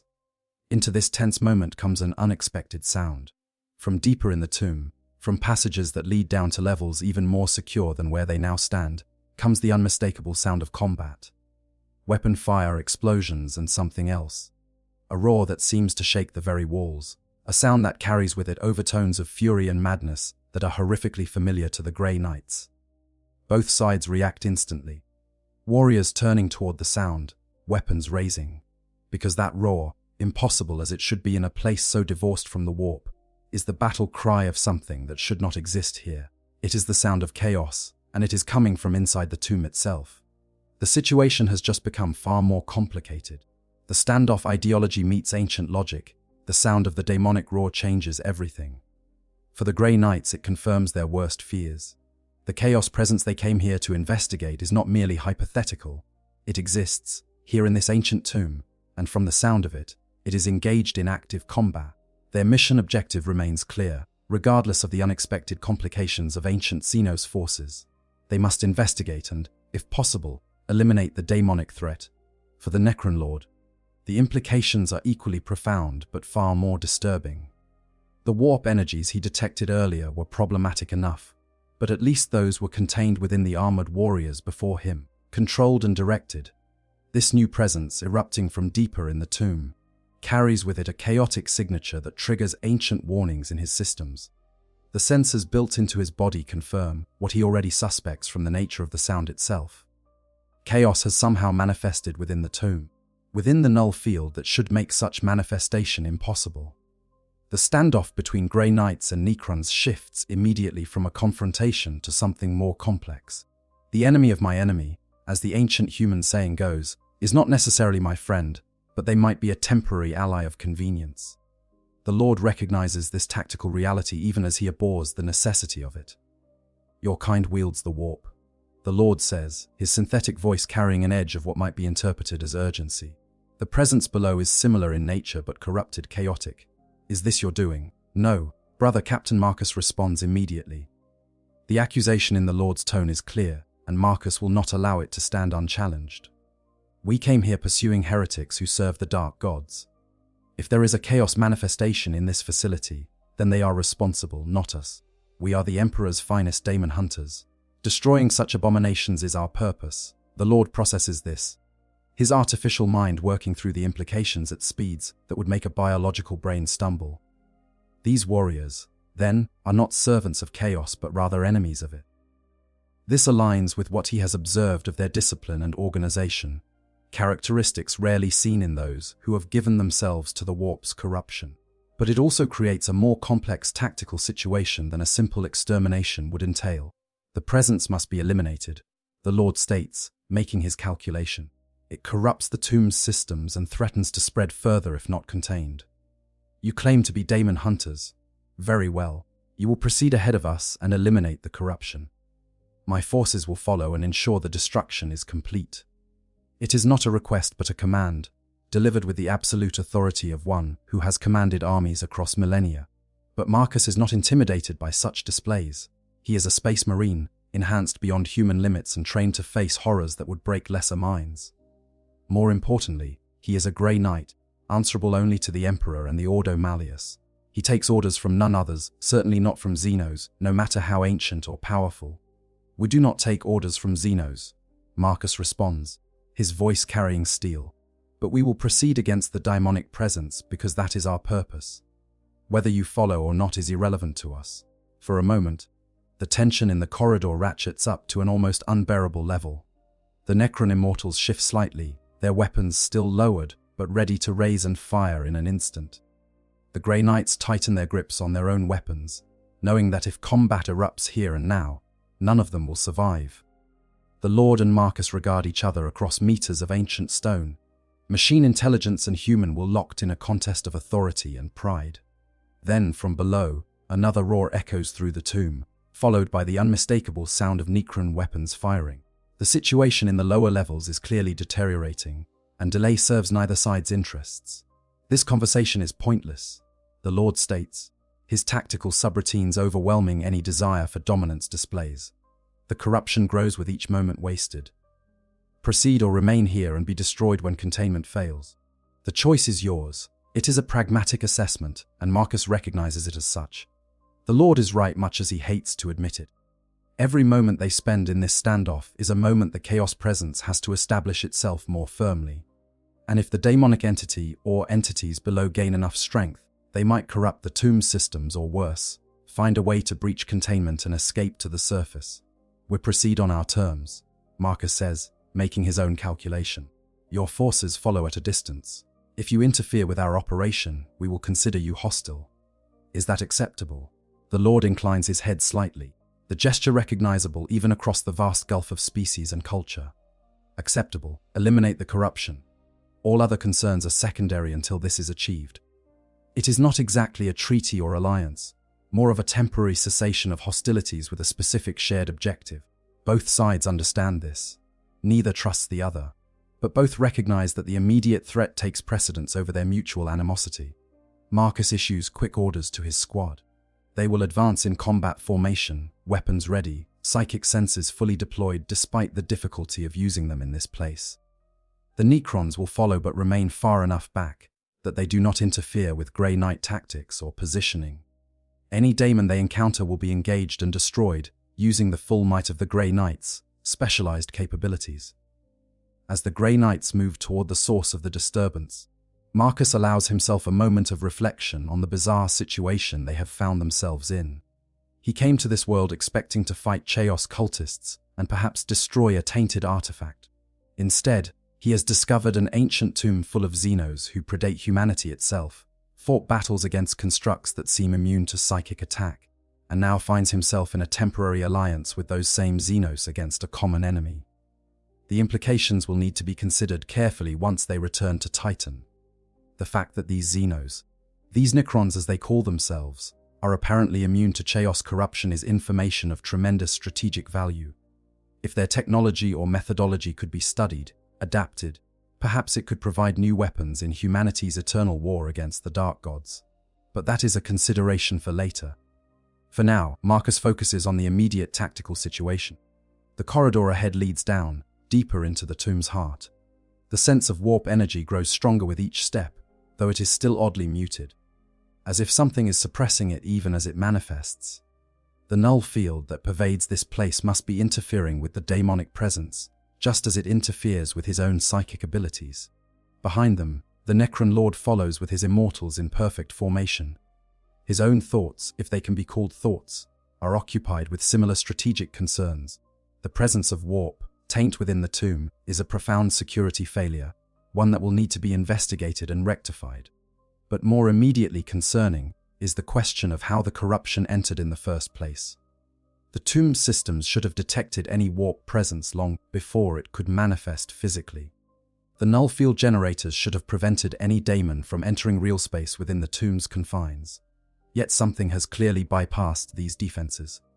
Either the systems failed, which seems unlikely given their robust construction and regular maintenance by the Canoptech constructs, or the corruption was brought in by something or someone who entered the tomb through conventional means. The heretics the Grey Knight captain mentioned, the ones who supposedly fled into the tomb ahead of his force, could they have carried with them a chaos artifact potent enough to overcome the tomb's defenses? Or worse, could they have brought with them a daemon bound into physical form, smuggled past the sensors in a way that made detection impossible, until it was too late? As they descend deeper, both forces begin to notice changes in the environment. The walls are no longer pristine. Strange growths have begun to appear, organic matter that should not exist in this sterile environment. The air, what little of it there is, carries a foul stench that even the Grey Knight's sealed armor cannot completely filter out. And the null field, that omnipresent suppression of warp energy, seems to fluctuate here, as if something is pushing against it from within. Then they round a corner and see it. The chamber beyond is vast, easily 100 meters across and stretching up into darkness beyond the range of their lights. It was clearly once a storage facility of some kind, massive racks extending up the walls, each one presumably once holding equipment or material. But the organized precision of Necron architecture has been violated here.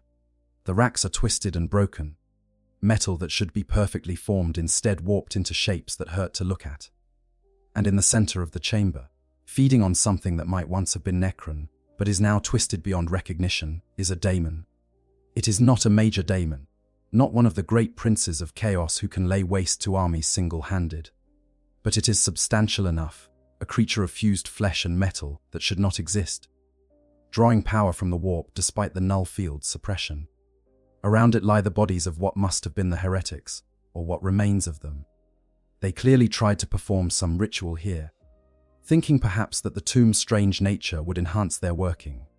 Instead, they simply fed themselves to the entity they summoned, providing it with material to manifest and beginning its corruption of the tomb itself. The daemon notices their arrival. Its multiple heads, a grotesque parody of both human and Xenos features, turn toward them. And it roars again, that sound of madness and hunger, as it begins to charge across the chamber toward them. Brother Captain Marcus does not hesitate. This is what he was created for, what his entire existence has been building toward. His Nemesis Force weapon ignites with psychic fire, despite the difficulty of channeling such energy in this place.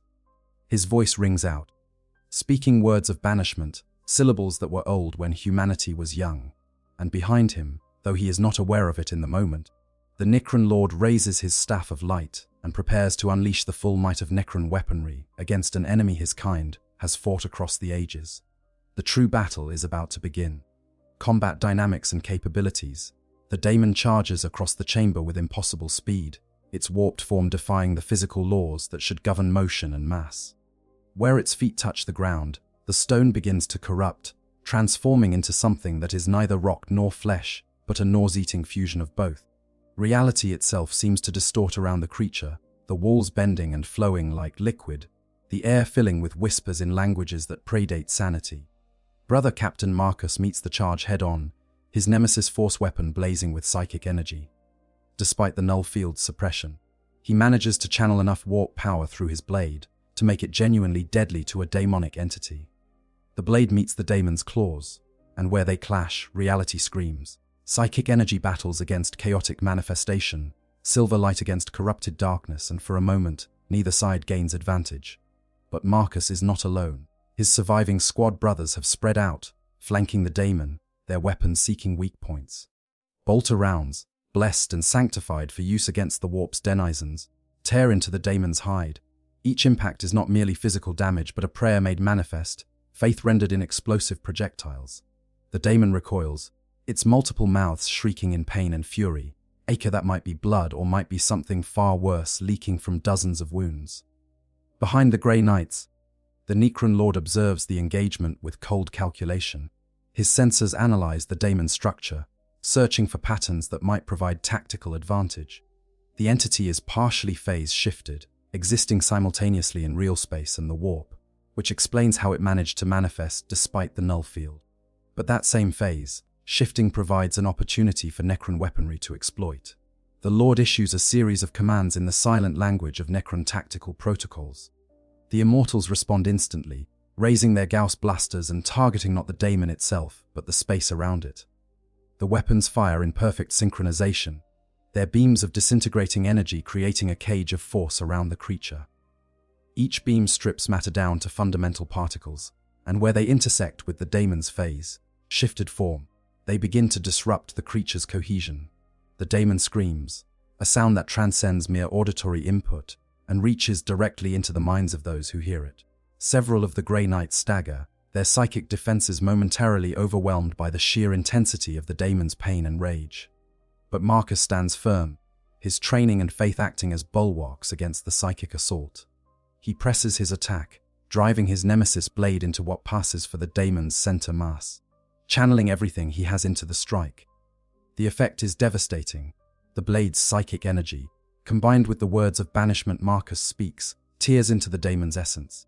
At the same time, the Gauss weapon's disintegrating beams continue their work, eroding the creature's physical manifestation. The daemon is caught between two forms of destruction, psychic and material, and neither its warped nature nor its stolen flesh provides adequate protection. But even as it dies, the daemon attempts one final act of corruption.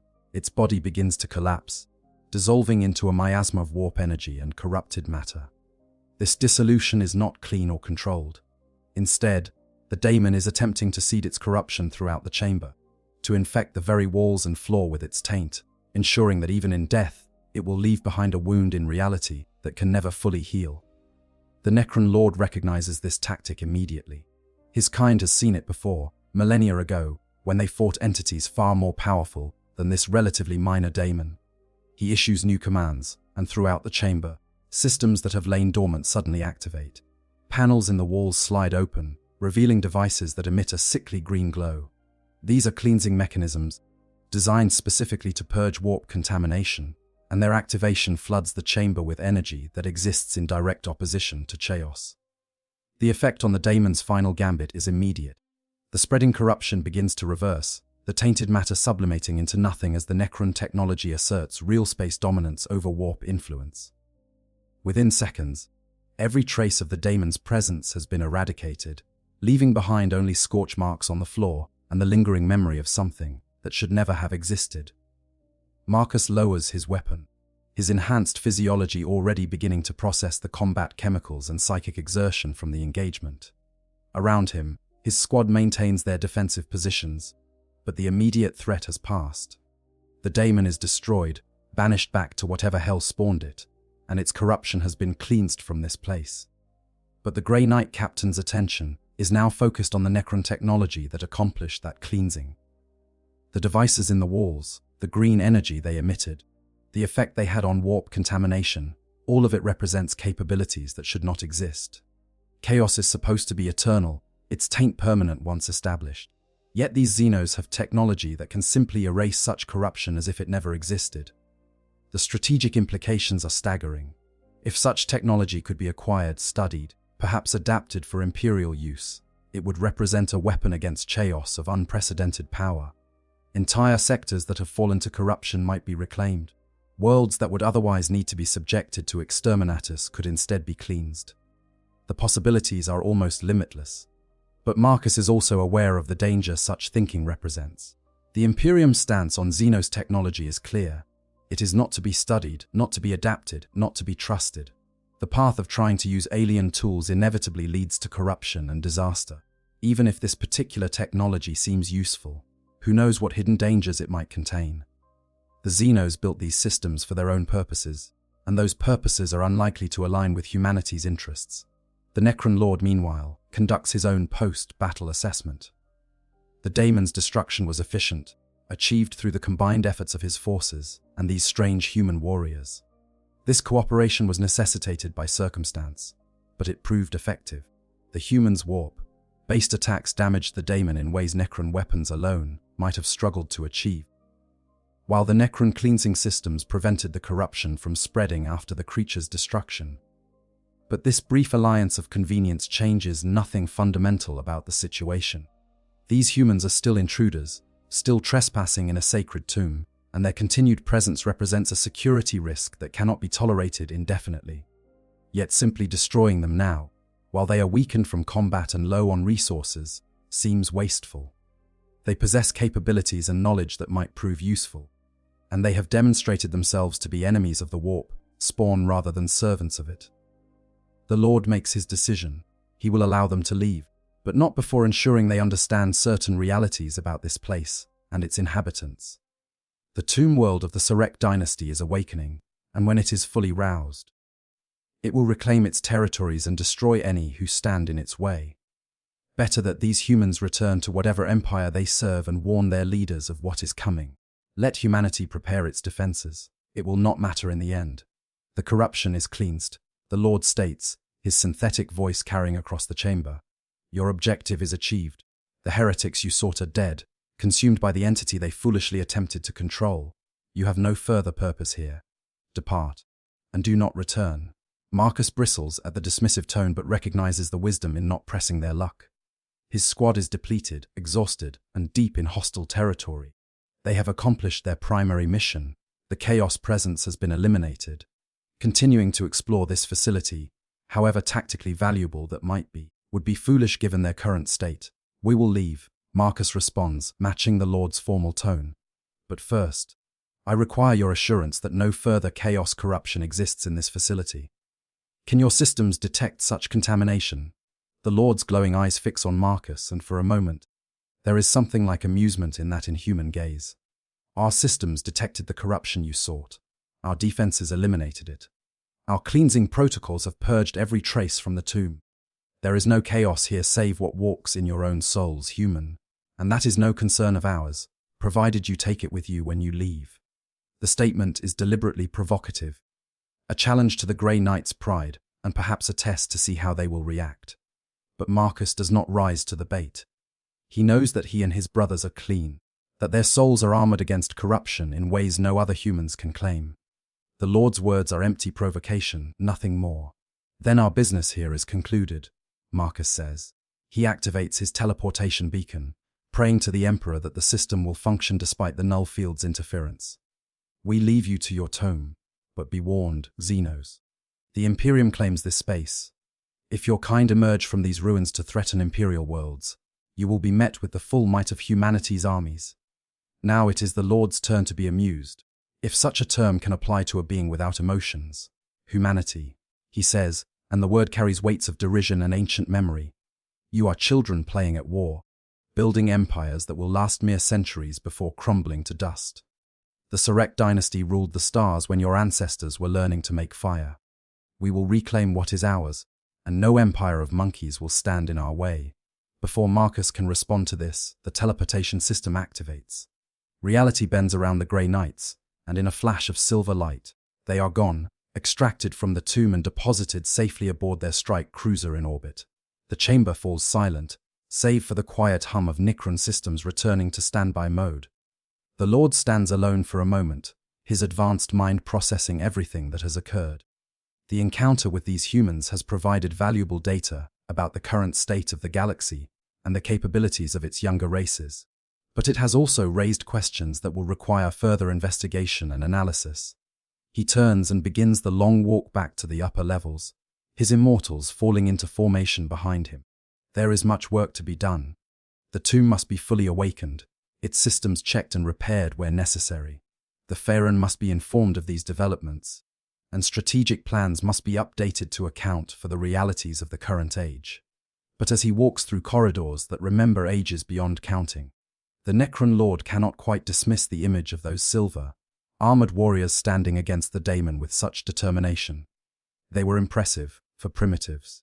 If humanity produces many more like them, the process of reclaiming the galaxy might prove more interesting than anticipated. The philosophical divide, the encounter between the Grey Knights and the Necrons, reveals something deeper than mere tactical considerations or strategic calculations. It exposes a fundamental philosophical divide between two approaches to existence, two ways of understanding reality that are so different they might as well be from different universes entirely. For the Grey Knights, everything begins and ends with faith. They serve the Emperor of mankind, that golden figure who sacrificed himself to save humanity from the predations of chaos. Their entire existence is built around the concept of the soul, of consciousness as something sacred and eternal that transcends mere physical form. When they wield the warp, they are not merely using a tool or a weapon. They are channeling the fundamental energies of existence itself, the power that underlies all consciousness and emotion and thought. This perspective shapes everything about how Grey Knights approach combat and existence. Every battle is not merely a tactical engagement, but a spiritual crusade. Every daemon they banish is not just an enemy destroyed, but a victory of faith over corruption, of the human spirit over the darkness that seeks to consume it. Their weapons are blessed, their armor inscribed with prayers, their very movements accompanied by litanies and invocations. They do not fight merely to win. They fight to prove that humanity's soul is worth preserving. that consciousness and faith can stand against the most terrible powers the universe can produce. The warp to a grey night is both terrible and beautiful. It is the source of chaos, yes, the realm from which daemons emerge to plague reality, but it is also the foundation of everything that makes life meaningful. Emotion, thought, will, creativity. All of these things are ultimately expressions of the warp, manifestations of consciousness interacting with that fundamental layer of reality that exists beneath the physical universe. To reject the warp entirely would be to reject what makes humans human, to surrender the very thing that gives existence meaning. This is why the Grey Knight's encounter with the Necrons is so profoundly disturbing. The Necrons represent the ultimate expression of the anti-warp, a civilization that has entirely severed its connection to that fundamental realm of consciousness. They have no souls, generate no warp presence, exist as holes in the fabric of the Imperium. And yet they continue to exist, to function, to wage war and pursue goals, and behave in ways that superficially resemble consciousness, even though the foundation of consciousness is absent. From a Grey Knight's perspective, this should not be possible. Without a soul, without a connection to the warp, a being should be nothing more than an automaton, a mindless machine following programming. The fact that the Necrons clearly demonstrate intelligence, strategic thinking, and even something that might be personality suggests that the Grey Knight's fundamental understanding of consciousness is incomplete. If beings can think without souls, if intelligence can exist divorced from the warp, then what does that say about the nature of existence itself? The Necrons, conversely, have a completely different perspective. From their viewpoint, they are proof that consciousness does not require the warp. They think, therefore they are, regardless of whether they possess what younger races call souls. The fact that they can remember 60 million years of existence, that they retain personalities and identities from before their transformation, suggests to them that consciousness is not dependent on any connection to the Imperium. Indeed, from a Necron perspective, the warp is not the foundation of consciousness, but rather a dangerous and unnecessary complication. It is a realm of chaos and madness where physical laws break down and entities of pure malevolence can manifest. The younger race's insistence on maintaining connections to this realm strikes the Necrons as fundamentally foolish, like deliberately keeping a door open to a room filled with deadly poison simply because some beneficial gases occasionally waft out. The Necrons' entire civilization was built on the principle of mastering the material universe. They developed technologies that could manipulate matter at the quantum level, that could bend space-time to their will, that could even affect the passage of time itself. And all of this was achieved through applied science rather than warp manipulation. From their perspective, this demonstrates the superiority of material science over warp sorcery. The universe can be understood, mastered, and controlled through the application of sufficient intelligence and technology. The warp is simply another phenomenon to be studied and, where possible, negated. This fundamental difference in worldview creates a communication gap that is almost impossible to bridge. When the Necron Lord tells Brother, Captain Marcus, that humanity are children playing at war, he is not merely being arrogant. He is expressing a genuine assessment based on his civilization's perspective. Humanity relies on the warp, on psychers and faith and the guidance of their God-Emperor, but the warp is fundamentally unstable, unreliable, and corrupting. Any civilization that bases its survival on such forces is building on sand, creating structures that will inevitably collapse when the foundation shifts. Marcus, hearing this assessment, cannot agree. From his perspective, the Necrons are the ones who have made a terrible mistake. In their quest to escape death and achieve immortality, they surrendered the very thing that made life worth living. They are machines pretending to be alive, hollow shells that mimic consciousness without possessing its essence. Their immortality is a curse, not a blessing, because it comes at the cost of everything that makes existence meaningful. This philosophical divide has profound implications for how the two sides view each other's capabilities. The Grey Knights, seeing the Necrons' immunity to psychic attack, recognize a powerful defensive capability, but also see it as a form of amputation. The Necrons have cut themselves off from the warp so completely that psychic powers simply cannot affect them. But in doing so, they have also cut themselves off from everything the warp represents. They cannot feel emotion as living beings do. They cannot experience the transcendent connection to something greater than themselves that faith provides. They exist, but they do not truly live. The Necrons, observing the Grey Knights' reliance on psychic abilities, see a civilization that has failed to evolve beyond dependence on the most dangerous force in the universe. The Grey Knights are powerful, certainly, but their power is fundamentally borrowed. They draw on the warp, which means they draw on the same realm that spawns daemons and enables chaos. No matter how disciplined they are, no matter how pure their intentions, they are playing with fire. Eventually, they will be burned. Perhaps the most interesting aspect of this philosophical divide is how it affects the two sides' understanding of the daemon they fought together. From the Grey Knight's perspective, the daemon was a manifestation of pure chaos, an entity from the warp that had no business existing in real space. Its destruction was a victory of faith over corruption, of humanity's determination to resist the darkness over the seductive promises of power that chaos offers. From the Necron perspective, the daemon was simply a warp entity that had been foolishly summoned by primitives who did not understand what they were dealing with. Its manifestation was a failure of containment, a breach of the boundaries that should separate real space from the Imperium. Its destruction was a necessary cleansing operation, no different in principle from eliminating any other contamination that might threaten the tomb systems. Both perspectives are internally consistent and logical within their own frameworks. The problem is that those frameworks are so fundamentally different that meaningful dialogue becomes almost impossible. The Grey Knights cannot conceive of existence without the warp, without souls, without the spiritual dimension that gives meaning to physical reality. The Necrons cannot understand why any advanced civilization would deliberately maintain connections to a realm as chaotic and dangerous as the Imperium when material science provides everything necessary for survival and progress. This divide also affects how each side views the other's technology. To the Grey Knights, Necron technology is simultaneously impressive and disturbing. The cleansing systems that could eradicate chaos corruption so completely represent capabilities that would be invaluable in humanity's eternal war. But they are also fundamentally Xenos, alien in both origin and operation, and the Imperium's doctrine is clear about the dangers of Xenos technology. Even if such systems could be acquired and studied, who knows what hidden dangers they might contain?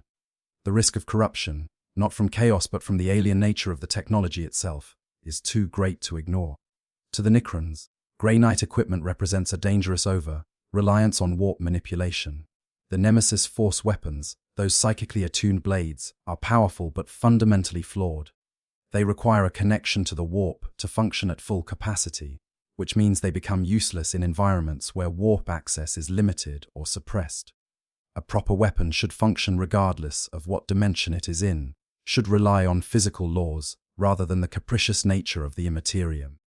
The fact that humanity's most advanced warriors use weapons that can be rendered ineffective simply by entering a null field suggests a civilization that has not yet learned to properly master material science.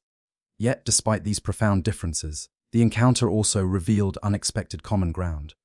Both Grey Knights and Necrons are warriors, dedicated to their causes with a fervor that transcends mere duty. Both operate according to codes of honor and discipline that shape their behavior even in desperate circumstances. Both recognized the daemon as a mutual threat that superseded their immediate animosity toward each other, and both demonstrated a pragmatic willingness to cooperate, however temporarily, when circumstances demanded it. This commonality suggests that despite the philosophical divide, there might be room for more than just perpetual conflict between these two factions. They will never be allies, perhaps, but they might not need to be eternal enemies either. In a galaxy as vast and dangerous as that of Warhammer 40,000, where threats emerge from every direction and survival often requires making difficult choices, even the most unlikely combinations can sometimes find reasons to coexist, at least temporarily. Brother Captain Marcus, back aboard his strike cruiser and composing his report on the encounter, struggles with how to convey these complexities to his superiors. The standard Imperial doctrine is clear: Xenos are to be destroyed or driven off Imperial territory, not negotiated with or studied. Yet he cannot shake the feeling that this encounter represents an opportunity as much as a threat. The Necrons possess capabilities that could change the balance in humanity's war against chaos, if only they could be properly understood and potentially adapted. But he is also aware of the dangers such thinking represents. How many have justified studying Xenos technology or attempting to negotiate with aliens only to find themselves corrupted or betrayed? The path to damnation is paved with good intentions, and the road to understanding the Necrons might well lead to disaster rather than salvation. In the end, Marcus includes in his report a full accounting of what occurred, including the brief cooperation against the daemon and the capabilities he observed. He leaves it to his superiors, to the Grand Masters of the Grey Knights and the Inquisitors of the Ordo Malleus, to determine what action should be taken. His duty is to report accurately, not to make strategic policy decisions that affect the future of the Imperium. Deep in the tomb, the Necron Lord is conducting his own assessment. The encounter with the humans has provided valuable intelligence about the current state of the galaxy. These Grey Knights represent a threat that must be accounted for in strategic planning. They are not as primitive as the Lord initially assumed, and their capabilities against warp entities are impressive even by Necron standards. When the tomb fully awakens and the dynasty begins its campaigns of reconquest, they will need to be prepared for enemies like this, but the Lord also recognizes an opportunity. These Grey Knights are clearly enemies of chaos, dedicated to fighting the warp entities that the Necrons also oppose. In any conflict where chaos forces are present, humanity and the Necrons might find temporary common cause. Such alliances would be purely tactical, of course, dissolve the moment the immediate threat was eliminated, but they could be useful nonetheless. The philosophies remain irreconcilable. The divide between warp-wielding consciousness and material science divorced from the immaterium is too fundamental to bridge. But in practical terms, in the messy reality of galactic warfare, even irreconcilable philosophies can sometimes find temporary alignment when faced with mutual threats. And in the 41st millennium, mutual threats are never in short supply. Possible outcomes and resolutions, the encounter between Grey Knights and Necrons in the Tomb World, could have resolved in numerous ways, each with profound implications for both factions and for the broader galaxy. Let us explore several possible outcomes and what they might mean. The first and most straightforward outcome would have been immediate, violent conflict. The Necron Lord, upon detecting intruders in his tomb, could have simply ordered his forces to destroy them without attempting communication. The Grey Knights, finding themselves facing unknown Xenos constructs in a hostile environment, might have fought to the last warrior rather than attempting dialogue. This outcome would have resulted in heavy casualties on both sides, with the Necrons ultimately victorious due to their numerical superiority and home territory advantage, but at significant cost. In this scenario, the Grey Knights would likely all perish, their bodies disassembled by Gauss weapons or consumed by canoptech scarabs, their gene seed lost. The Necrons would report the intrusion to higher authorities, security would be tightened, and the tomb would continue its awakening process with only minor delays. The Imperium, losing contact with a Grey Knight squad, would eventually investigate, but might never learn the full truth of what occurred in that tomb. This outcome, while simple, would be wasteful. The Grey Knights represent a significant investment in resources, time and gene seed. Their loss would weaken humanity's capabilities against chaos, however slightly, and the Necrons, while victorious, would gain little beyond eliminating a temporary annoyance. No intelligence would be gathered, no strategic advantage gained, no opportunity for future exploitation created. A second possible outcome involves the Grey Knights successfully retreating before the full force of the tomb could be brought against them. In this scenario, brother Captain Marcus, recognizing early on that his squad was outmatched and facing an enemy they did not understand, would order an immediate extraction via teleportation. The Grey Knights would escape with minimal casualties, bringing back intelligence about the Necron presence, but without engaging in significant combat. This outcome would be tactically sound from the Grey Knights' perspective. Preservation of resources, gathering intelligence, and avoiding unnecessary casualties are all strategic positives. However, it would also mean leaving the chaos presence uninvestigated, potentially allowing corruption to spread within the tomb. The Necrons, meanwhile, would be left to deal with the daemon on their own, which they are certainly capable of doing, but the process might result in more extensive damage to the tomb systems. From the Imperium's perspective, this outcome would provide valuable intelligence about a new Xenos threat, but without the complete picture that actual combat engagement provides. The Grey Knights would know that there are ancient tombs containing powerful Xenos technology, but they would lack detailed information about Necron capabilities and weaknesses. Future encounters would be only marginally better prepared as a result. A third outcome, and perhaps the most intriguing, involves a more extensive cooperation between Grey Knights and Necrons. In this scenario, the temporary alliance formed to combat the Daemon proves successful enough that both sides recognize the value in continued cooperation, at least for a specific, limited time frame. The Necron Lord might propose a deal the Grey Knights may leave unmolested, and in exchange, they provide intelligence about chaos activity in the sector that might threaten Necron tomb worlds. This outcome would represent a significant departure from standard Imperial doctrine, which forbids treaties or alliances with Xenos. However, the Grey Knights operate with considerable autonomy, and if Brother Captain Marcus judged such an arrangement to be in the Imperium's strategic interest, he might agree to limited information sharing. The benefits would be mutual. The Grey Knights gain intelligence about Necron territory, which helps them avoid unintended conflicts while focusing on chaos threats. The Necrons gain warning about chaos incursions that might otherwise take them by surprise. Such an arrangement would be fraught with complications. Neither side trusts the other. Both would constantly be evaluating whether the benefits continue to outweigh the risks. And there would always be pressure from higher authorities on both sides to terminate the arrangement and return to simple hostility. But it might persist for a time, creating a strange and unprecedented situation where humanity's elite daemon hunters and an ancient Xenos dynasty maintain a functional, if minimal, working relationship. A fourth possibility involves one side attempting to betray the other during their cooperation against the daemon. Perhaps the Necrons, seeing the Grey Knights weakened by combat, decide to eliminate them once the chaos threat is neutralized.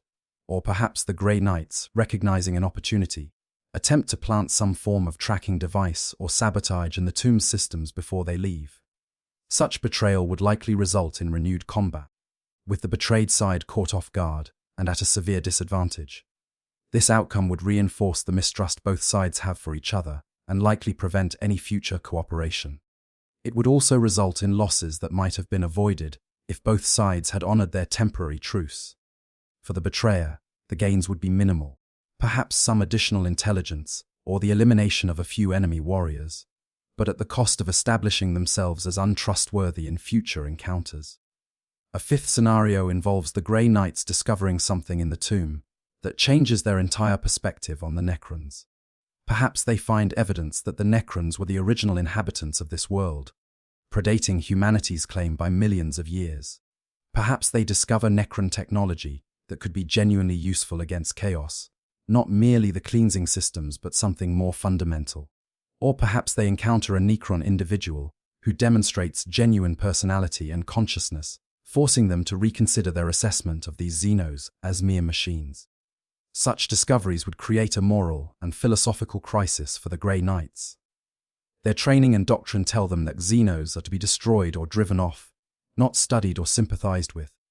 But their mission to combat chaos is paramount, and if the Necrons truly represent a tool that could be used in that eternal war, do they have a moral obligation to at least investigate the possibility? The internal conflict such questions would create could be profound, potentially affecting the Grey Knights' future actions and decisions. A sixth outcome involves the encounter escalating far beyond the initial scope. Perhaps the combat in the tomb draws the attention of other Imperial forces, who arrive to find Grey Knights apparently cooperating with Xenos. Perhaps the daemon proves more powerful than initially assessed, requiring both sides to commit far more resources than they intended. Or perhaps the awakening of the tomb triggers a broader Necron response, with other tomb worlds in the region beginning to rouse as well. Any of these escalations would transform the encounter from an isolated incident into a potential sector-wide crisis. The Imperium might commit significant military resources to either rescue the Grey Knights or investigate the Necron presence. The Necrons might accelerate their awakening schedule, viewing the Imperial presence as a threat that requires immediate response, and the resulting conflicts could draw in other factions, creating a multi-sided war that no one initially intended or desired. The outcome that actually occurred in our narrative, the temporary cooperation followed by mutual withdrawal, represents perhaps the most realistic resolution given the characters and circumstances involved. Brother Captain Marcus is pragmatic enough to recognize when continued combat serves no purpose. The Necron Lord is calculating enough to preserve resources when possible, and both sides, despite their mutual animosity, can recognize that the Chaos Daemon represents a threat greater than each other, at least in the immediate term. But even this relatively measured outcome carries significant implications. The Grey Knights have gained valuable intelligence about a new Xenos threat. Intelligence that will be passed up the chain of command and eventually reach the highest levels of the Inquisition and the Grey Knights' leadership. Strategic plans will be adjusted, resources will be allocated to investigate and counter the Necron threat, and future encounters between Imperium and Necron forces will be shaped by the knowledge gained in this first meeting. Similarly, the Necrons have learned that the galaxy they are awakening into is not the same one they left. Humanity, these primitives who were barely sentient when the Necrons entered their great sleep, have somehow developed into a galactic empire with warriors capable of channeling warp energy and combating daemons effectively. This information will affect Necron's strategic planning as more tomb worlds awaken and dynasties begin their campaigns of reconquest. Perhaps most importantly, both sides have learned that cooperation, however temporary and limited, is possible. They have demonstrated to themselves and to each other that mutual threats can be addressed through coordination rather than conflict.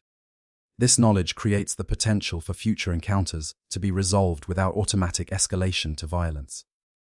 It does not mean that Grey Knights and Necrons will become allies, or even that they will cease to be enemies, but it does mean that there might be room for more nuanced responses than simple destruction. In the vast, complex, and often chaotic galaxy of Warhammer 40,000, even small shifts in how factions relate to one another can have far-reaching consequences. The encounter in the tomb is just one incident, one brief meeting in a galaxy of trillions. But it is an incident that both sides will remember, and that memory may influence decisions and actions in ways neither can fully predict.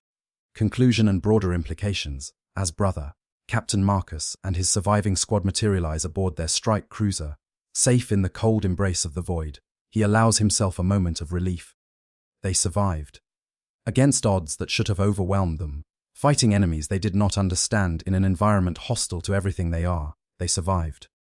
More than that, they accomplished their mission. The Chaos presence is eliminated, the heretics destroyed, the daemon banished. By any objective measure, the operation was a success. Yet Marcus feels no sense of triumph as he removes his helmet and breathes the recycled air of his ship. Instead, he is troubled by questions that have no easy answers. What were those Xenos? How long have they been sleeping beneath that world? And most disturbing of all, how many more such tombs might lie hidden throughout Imperial space, waiting to awaken? The report he will file will make uncomfortable reading for his superiors. The Grey Knights pride themselves on their mastery of warfare against chaos, their perfect record of victories against demonic incursions. But this encounter revealed significant limitations in their capabilities. Their psychic powers, usually their greatest strength, proved largely useless against enemies that exist outside the warp's influence. Their weapons, though effective, were no more so than conventional space marine armaments might have been. Against the Necrons, the Grey Knights were simply very good soldiers, stripped of the advantages that usually make them exceptional. This realization will force difficult conversations and potentially painful reassessments. The Grey Knights' training and doctrine will need to be reviewed and updated to account for enemies that are immune to psychic attack. New tactics will need to be developed, and perhaps most challenging, the Grey Knights will need to come to terms with the fact that they are not invincible, that there are threats in the galaxy against which their specialized capabilities provide little advantage. For the Necrons, the implications are equally significant.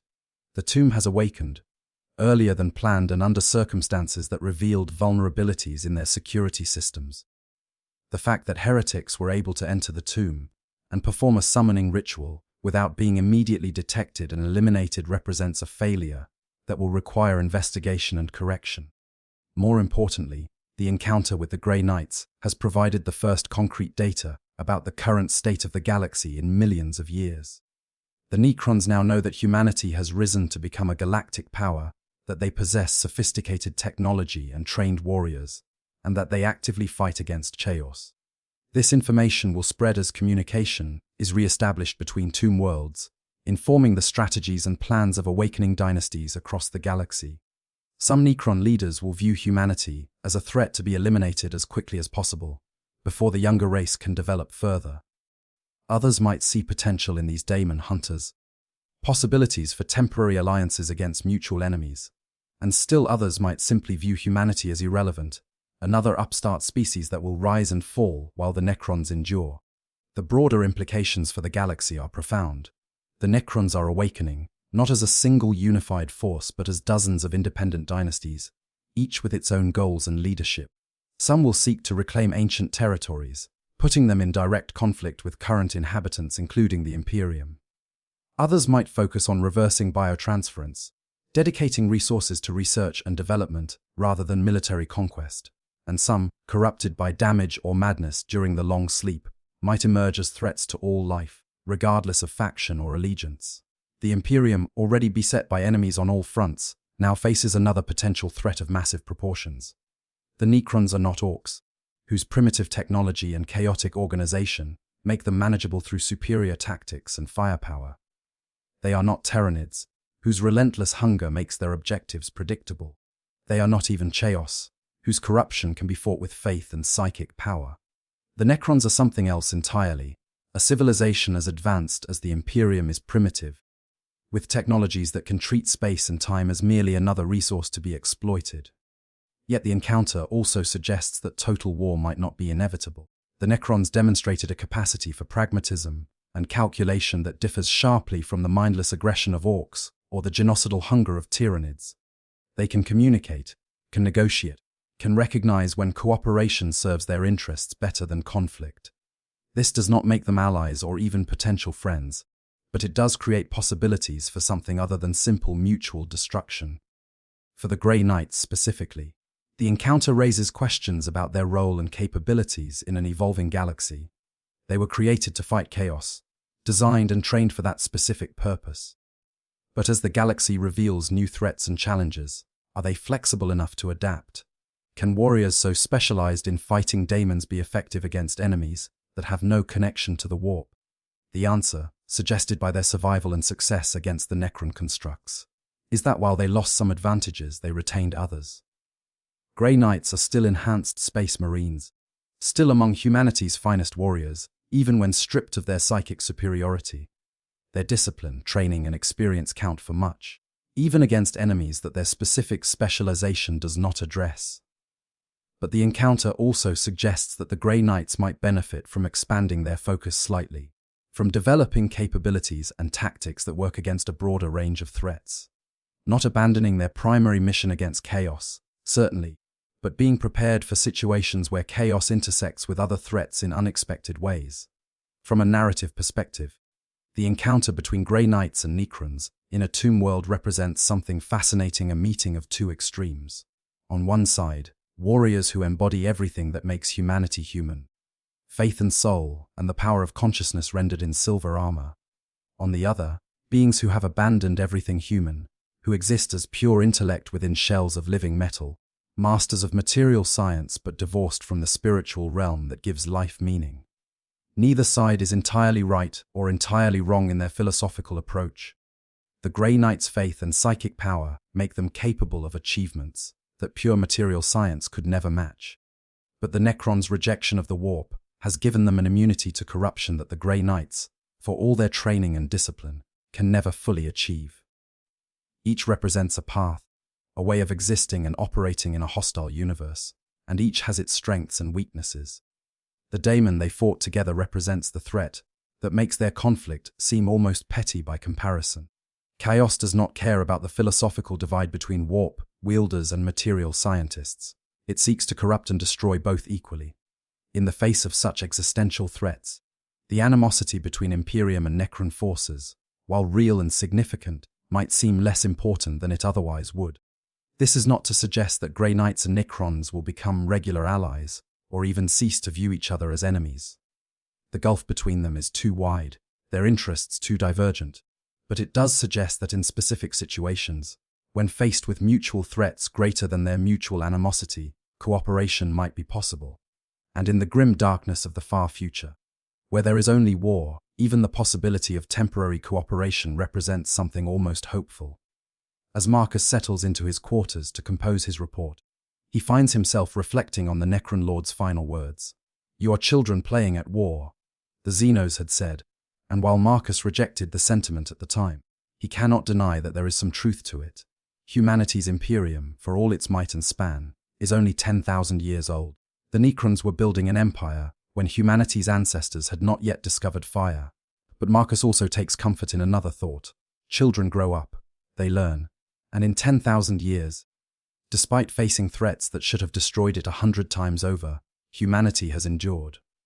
The Imperium might be young compared to the Necrons, might be primitive in its technologies and crude in its methods, but it has something the Necrons lost long ago: the capacity for growth, for change, for becoming something more than what it is. The Necrons are frozen, locked into forms and philosophies decided millions of years ago. They are powerful, incredibly so, but that power comes at the cost of stagnation. They cannot evolve, cannot adapt in any fundamental way. They are what they are, perfect perhaps in their mastery of material science, but perfect also means complete, finished, incapable of further development. Humanity, for all its flaws and shortcomings, retains the potential for change. And in a galaxy as vast and unpredictable as this one, the ability to adapt might prove more valuable than any amount of ancient technology or accumulated knowledge. The encounter in the tomb is over, but its echoes will ripple forward through time. In strategic planning sessions on both sides, in tactical briefings and intelligence assessments, the lessons learned will be studied and applied. And perhaps, when Grey Knights and Necrons next meet, the memory of this first encounter will influence how they approach that meeting. Whether that influence will push them toward continued conflict or toward finding ways to coexist remains to be seen. But in the grim darkness of the far future, even small possibilities matter. And the possibility that enemies might choose not to be enemies, even temporarily, even in specific circumstances, represents a hope that is all too rare in a galaxy consumed by war. Thank you so much for watching another deep dive into the lore of Warhammer 40,000. If you enjoyed this exploration of what happens when a Grey Knight encounters a Necron tomb, please hit that like button and subscribe to the channel for more content like this. And if you have suggestions for future topics, leave them in the comments below. Until next time, may the Emperor protect, and may your gaming table always roll in your favor. I hope you guys enjoyed the story. Make sure to hit the subscribe, like, share button, whatever you want. Give me some feedback if there's any. And yeah, sleep well.